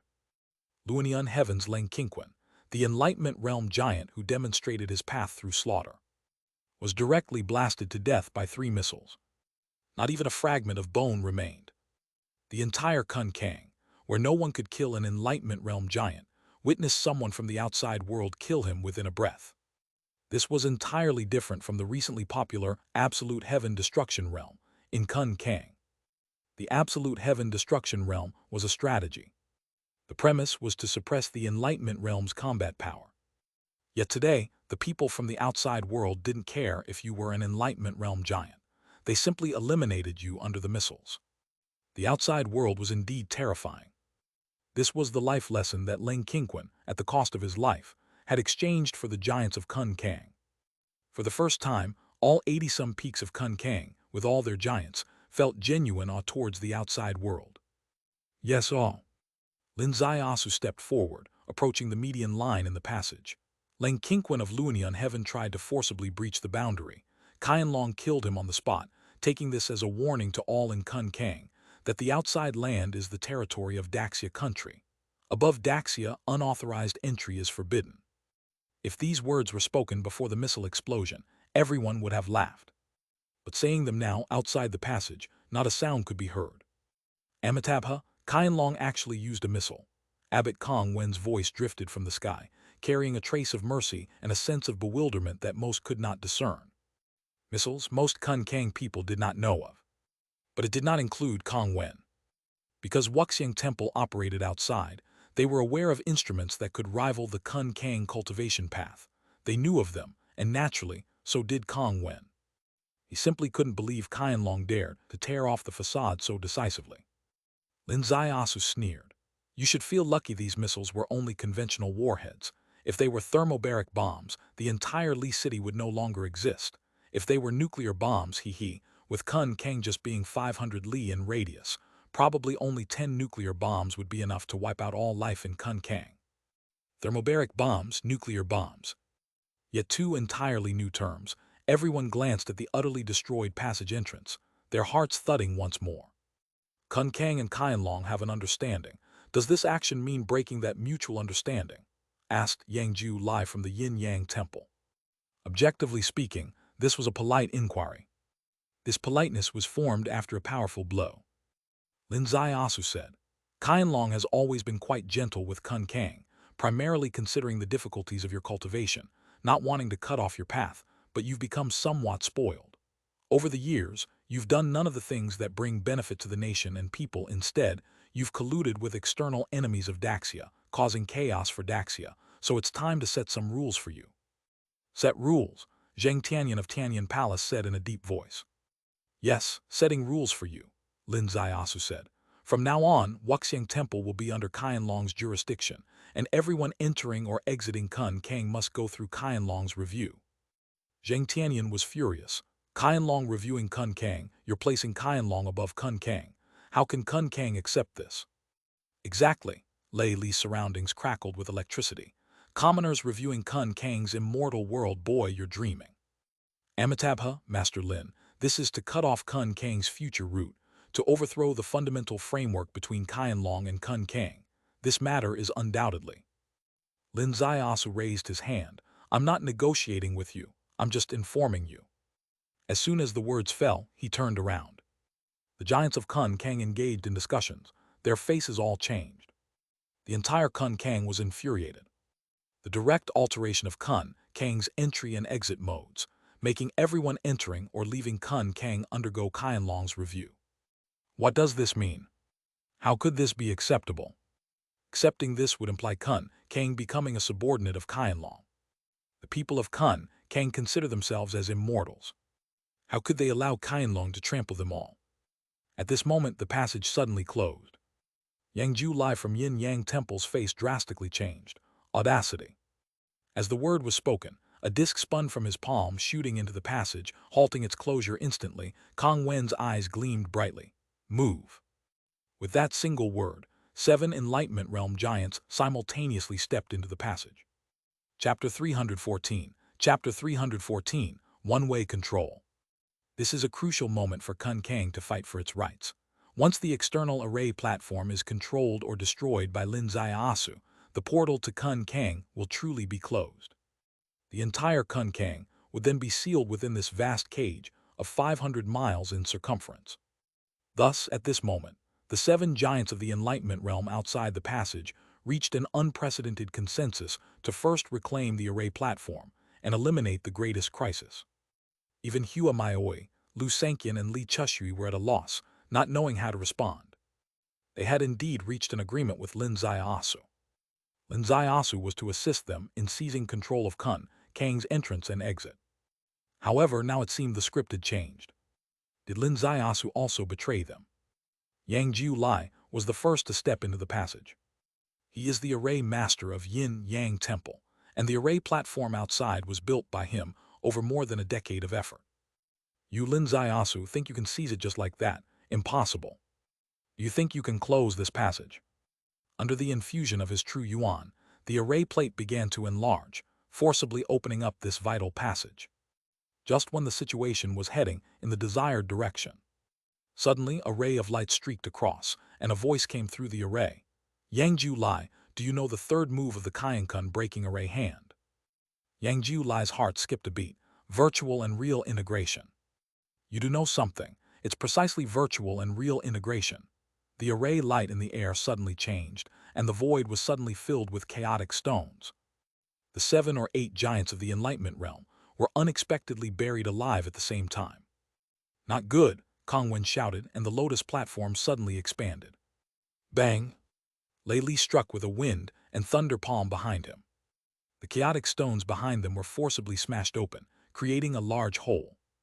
7 giants of the Enlightenment Realm emerged from the mountain at the same time, returning to Kun Kang. The passage behind them had completely closed, and Yang Jiu Lai of Yin Yang Temple stood holding a cracked array plate, lost in despair. Suddenly his gaze lifted, and he took a step into the air, ascending the Yanhua building. The giants simultaneously came to their senses. Lin Zaiasu had controlled the array platform before the Wuxiang Temple's platform, but the entrance and exit were under dual control. While he could control one side, so could they. Open the passage immediately. The giants rushed out, first reclaiming control of the passage, then seizing control of the Wuxiang Temple. Even if they had to take it by force, they had to keep this lifeline of Kun Kang flowing. However, when they reached the top floor of the Yanhua building, they saw a scene they had never seen before. Yang Jiu Lai stood in front of the array platform, his face iron-gray, his expression twisted. As the temple master of the Yin-Yang Temple, one of the 3 paramount forces, when had he ever been so out of control? Yang Jiu Lai slowly turned back. That bastard changed the control from dual to unilateral. Unilateral, the left owner of Yanhua building exclaimed. Does that not mean our Yanhua building can no longer decide who leaves the valley? At these words, everyone in Yanhua building felt as if they had fallen into an ice cellar. Why did Yanhua building enjoy special privileges in Kun Kang? Why were people of Yanhua building treated as VIPs wherever they went in the world? It was because they controlled the array platform for entering and exiting Kun Kang. To leave Kun Kang, it was essentially up to them. And now, Lin Zaiasu, that scoundrel, had changed the control at the Wuxiang Temple's side, remotely destroying Yanhua building's array platform. Yanhua building fell to dust in one stroke. Look over there, Zhang Tianyan pointed a finger out the window. Everyone looked up, gazing towards where he pointed.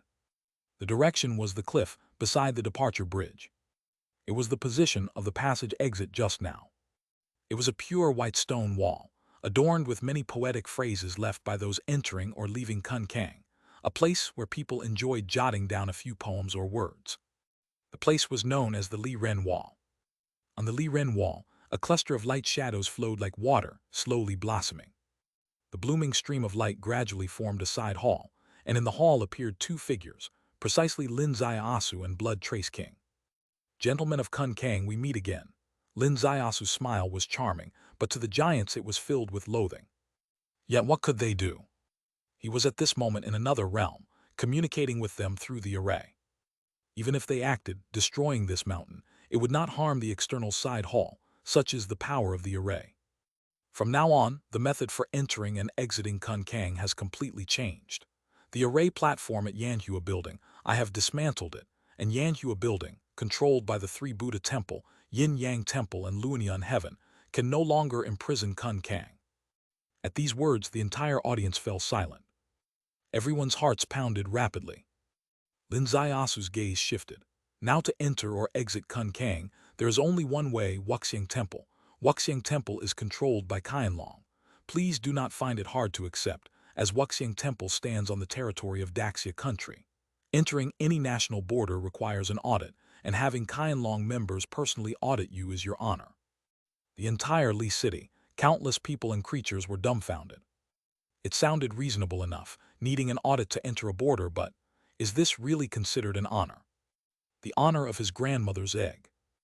Lin Ziasu continued. Most sects in Kun Kang do not act in a righteous way, so Qianlong currently chooses 3 trusted sects as Kun Kang's liaisons, Shenghua Valley, Li Palace, and Chunchui Palace. Please, the 3 palace masters, appoint absolutely trustworthy elders to guard beneath this stone wall. Those from other sects wishing to leave Kun Kang must first undergo preliminary review by these 3 sect elders. Once approved, they activate the key to open the door and undergo Qianlong's re-examination. If re-examined and approved, they may enter or exit. As his voice fell, a gold dragon emblem appeared on the stone wall. This gold dragon was identical to Qianlong's emblematic gold medal. Hua Maioi, Li Chushui, and Lu Sanqian were overjoyed. This was their agreement. Lin Ziasu did not completely sell them out. He ultimately fulfilled his promise. The control over entry and exit was in the hands of Qianlong, but everyone in Kun Kang had to undergo the initial review by the 3 sect elders first. The 3 sects, in effect, genuinely had the control over Kun Kang's entry and exit. Do not underestimate this.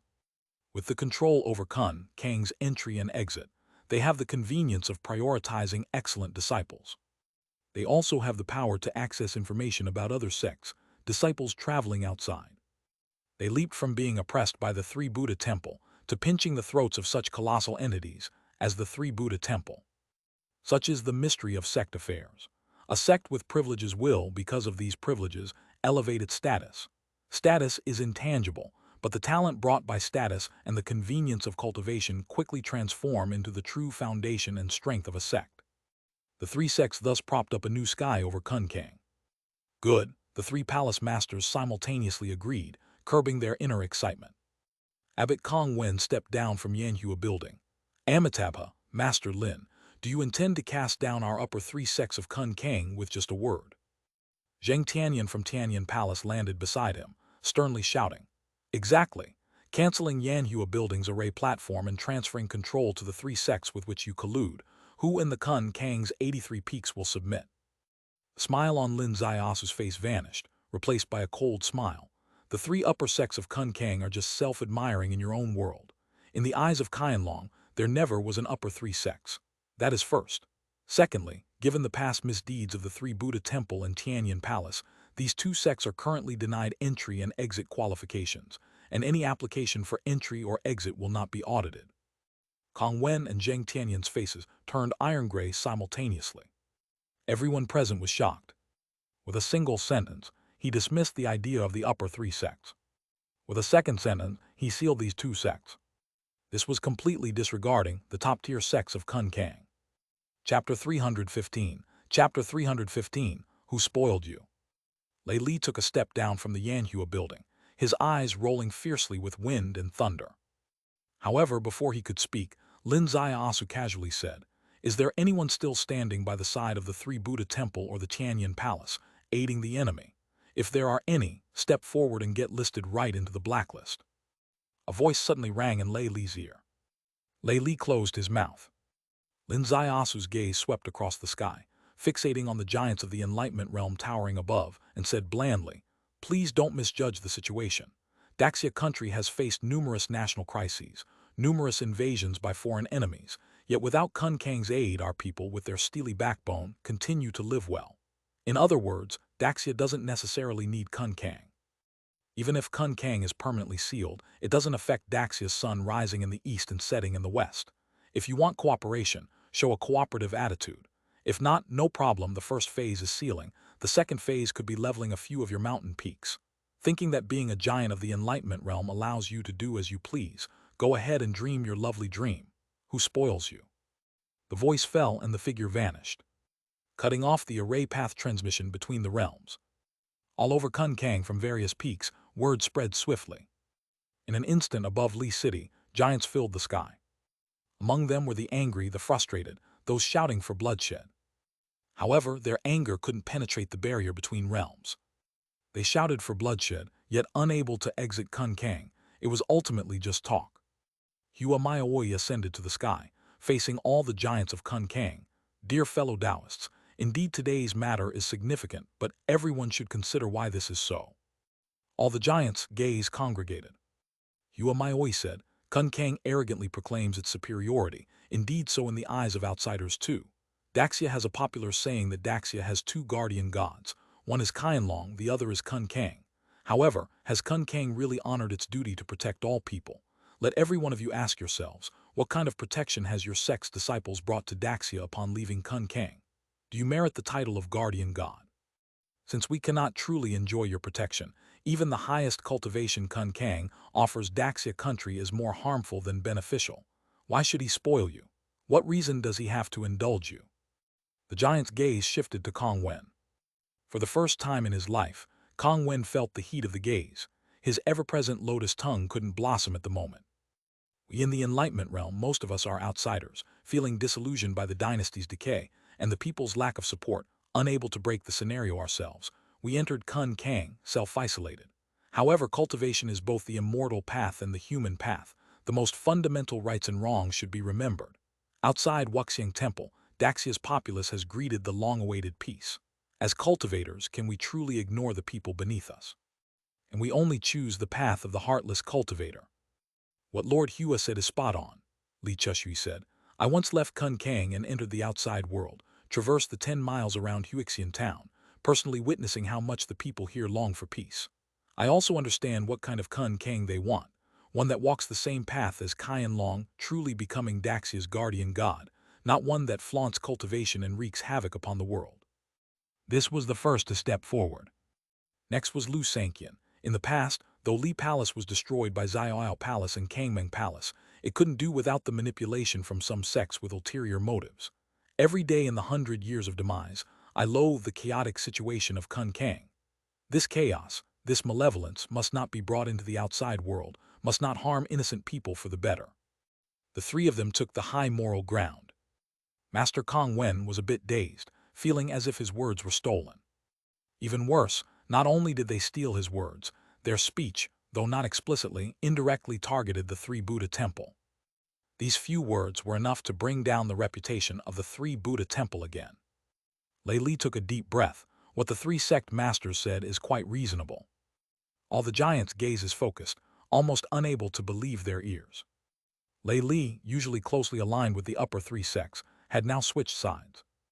Dong Valley Master Li Dong descended from the sky, landing in front of Hua Maioi, bowing with respect. What the three sect masters have said has dispelled the clouds. The so-called immortal path originates from and transcends the human path. If disconnected from the human path, it becomes like a sourceless water, a rootless tree. Lord Hua's ambitions are elevated, and I respect them greatly. This was the second to switch sides. Above Lee City, many looked at each other, seemingly witnessing the immense shift in Kun Kang's direction. Abbot Kong Wen, despite high cultivation, at the moment felt his vision darkening. The Kun Kang structure he painstakingly crafted for hundreds of years was altered because of Lin Xiaosu. He had elevated his Three Buddha Temple to the height of Kun Kang's unofficial king, but starting today, not anymore. Not only is it no longer the sect that could command Kun Kang with one word, but also, it stands in a rather awkward position. The awkwardness derived partly from prohibition, partly from human nature. Lin Xiaosu represented Qianlong and directly issued a prohibition upon his Three Buddha Temple. From now on, his Three Buddha Temple in Kun Kang ranked as a third-tier sect. More terrifying is human nature. For example, Lei Li, this bold fellow, jumped out first to flatter these three sects, which is the most straightforward manifestation of human nature. Or maybe his wife, nicknamed the female Zhuge of Kun Kang, suggested this move. With good relations with these three sects, it would ease access to Kun Kang in the future. Lin Zaiasu. Lin Zaiasu. You bastard star of misfortune. How did I let you leave Kun Kang alive? If time could turn back, I would definitely. This might be the genuine thoughts of Kong Wen, Yang Ju Lai, and others. Outside in the side hall, before that very ugly statue. Lin Zaiasu exhaled deeply. You know, his back was vaguely sweaty. Today's venture was a grand gamble, and he was the manipulator on the chessboard. He was also the planner of the entire chain. He calculated in his mind countless times. He was meticulous, yet a gamble remains a gamble. A gamble inevitably entails unforeseen occurrences, especially confronting giants of the Enlightenment realm, where any minor accident could lead to entirely uncontrollable consequences. Fortunately, one. At least for now, it's one. With this win, the results were truly incomparable. Qianlong stationed at Wuxiang Temple, personally controlling Kun Kang's entry points. Within Kun Kang, those who could aid Qianlong were allowed in and out freely, while those hostile towards Qianlong faced direct refusal. Kun Kang was no longer the Qianlong headquarters, a term shrouded in secrecy. It directly became a giant steel cage filled with various resources, selecting talents as needed. This was just one facet. More tangibly, those disciples of Kun Kang who were akin to the past white-clothed king became trees without roots. Their connections were directly severed. Without those connections, they had no space for progress. No matter how much harm they did, they could only lessen, not amplify. More so, perhaps someday Kun Kang's sects aiming to please Qianlong might hand over some lists one after another. Then Kun Kang's disciples, causing havoc outside, would be unable to escape the law one by one. What's your reflection? Blood Trace's voice came from beside him. And you? Lin Zaiasu slowly turned his head. Blood Trace King took a deep breath. Today's situation, judged merely as a battlefield, we won decisively, though we must remain clear-headed and realize that today's victory contained a significant element of luck. Indeed, missiles targeting individual soldiers is quite hard to replicate. Lin Zaiasu said, Leng Qingquan was taken down today because we caught him off guard. Those giants of the Enlightenment realm were daunted by Leng Qingquan's demise, yet they'll soon realize, once they truly understand the constraints of modern weapons and have basic defensive mentality, the threat posed by modern thermal weapons to them is that massive. Modern thermal weapons have their constraints. That is inconvenient operation. Leng Qingquan was bombed to death by missiles today due to Qianlong's attentive planning against the inattentive, plus choosing a channel inconvenient for evasion. With absolute advantage in timing, geography, and human factors, the first missile was still futile, merely shaking Leng Qingquan's sea of reincarnation, disorganizing his true yuan, granting the opportunity for the second round of 2 missiles to hit directly. Given the giants of the Enlightenment realm don't recklessly take the missiles head-on, with their movement techniques enabling them to leap hundreds of miles instantly, the probability of modern thermal weapons hitting them might still be lower than a beauty leaving Lin Zaiao's bed and remaining virgin. So you must answer me a question, Blood Trace said solemnly. What? Chapter 316. Chapter 316, Squeezing Out the Value. Is it really possible to seal Kun Kang with this array? This was the real focus of Blood Trace's concern. Array formations, he didn't understand. But the terror of the Kun Kang Enlightenment realm, he did understand. If it can ensure the sealing of Kun Kang, then that's fine. But if it can't, ultimately, this group of super-powerful trapped beasts carrying boundless hatred will break out, and the situation will become unmanageable. Lin Zaiasu gently shook his head. Blood Trace's heart swayed along with the shake of his head. Can't be sealed. No, at the current stage it can be sealed, Lin Zaiasu said. Blood Trace wanted to punch him. Then why did you shake your head? The Qianlong King, to say such words, was rare and hard to find. Blood Trace King perhaps could only be this relaxed in front of Lin Zaiasu. I shook my head just to tell you, Lin Zaiasu said. The sealing itself is only temporary. Discussing whether it can be truly sealed is meaningless. Temporary. The ancient world is about to be unsealed. The Earthcore strange race is about to be unsealed. I'm still counting on this group of Kun Kang people to truly fight a battle for Daxia. How could I really sever this rare arm? So, your purpose in setting this series of traps is ultimately to improve Kun Kang's ecosystem, to make Kun Kang work for us. Blood Trace's gaze flickered. Naturally, Lin Zaiasu said, Kun Kang's 83. 82 peaks. Currently the west wind has overcome the east, with evil energy surpassing righteous energy. We must first take strict measures to correct this, to awaken all of Kun Kang. When Kun Kang's righteous energy truly rises, that will be the second stage of our negotiations with them. Blood Trace was stunned. A voice came from outside the door. Blood Trace, are you having an existential crisis? Are you the Qianlong king or is he? Why is his perspective and positioning higher than yours? As the voice fell, a beautiful woman stood with her arms crossed by the side of the side hall door. Blue Demon. Blood Trace glanced at her sideways. Don't just mock me, what about yourself? Can you say you've ever had the ambition to use the Enlightenment realm? If you can't even think that, your positioning is also not as good as his. The teasing between the two heavenly kings lightened the atmosphere. Lin Zaiasu chuckled. Have you thought about how to arrange Wuxing Temple next? Blue Demon also laughed. The Qianlong members for their mission can even sacrifice their lives, finding a few people to shave their heads. What's the big deal? In one sentence, she clarified Qianlong's arrangement. Wuxing Temple will still have monks. However, these monks will be Qianlong members. The Qianlong, with their vast resources, really don't mind arranging some manpower at this critical juncture. Blood Trace said, monks are easy to find, but the person guarding the array platform must be one who cultivates martial arts. At the current stage, I can take the position, but ultimately it's not a long-term solution. Do you have any good candidates? Activating the formation requires not only array crystals, but also true qi. The Wuxing Temple currently has plenty of array crystals in storage. No need to worry. But the guardian of the array platform must possess true qi. In the Hidden Dragon team, there are martial artists, but compared to the genetic system practitioners, they are a small proportion. More importantly, this guardian needs the ability to interact with cultivation sects. Lin Zaiasu slowly lifted his gaze. There's an old colleague, how about contacting him? Perhaps he might be interested. Blood Trace's eyes lit up slightly. Xiang Yixiu. Yes. His two junior brothers are quite suitable to enter Wuxing Temple. After all, they were originally from De Rai Xiaoyao Temple, used to being monks. The great Sun Ziyu Temple is gone. They are surely idle letting them transfer to Wuxing Temple. They'd find their life's purpose again, surely doing so with delight. But Xiang Yixiu, this flirtatious professor, do you think it's possible? Xiang Yixiu, fond of white clothes, fond of women, fond of having fun. Such a person is naturally separated from the Buddhist sect by 100 mountains.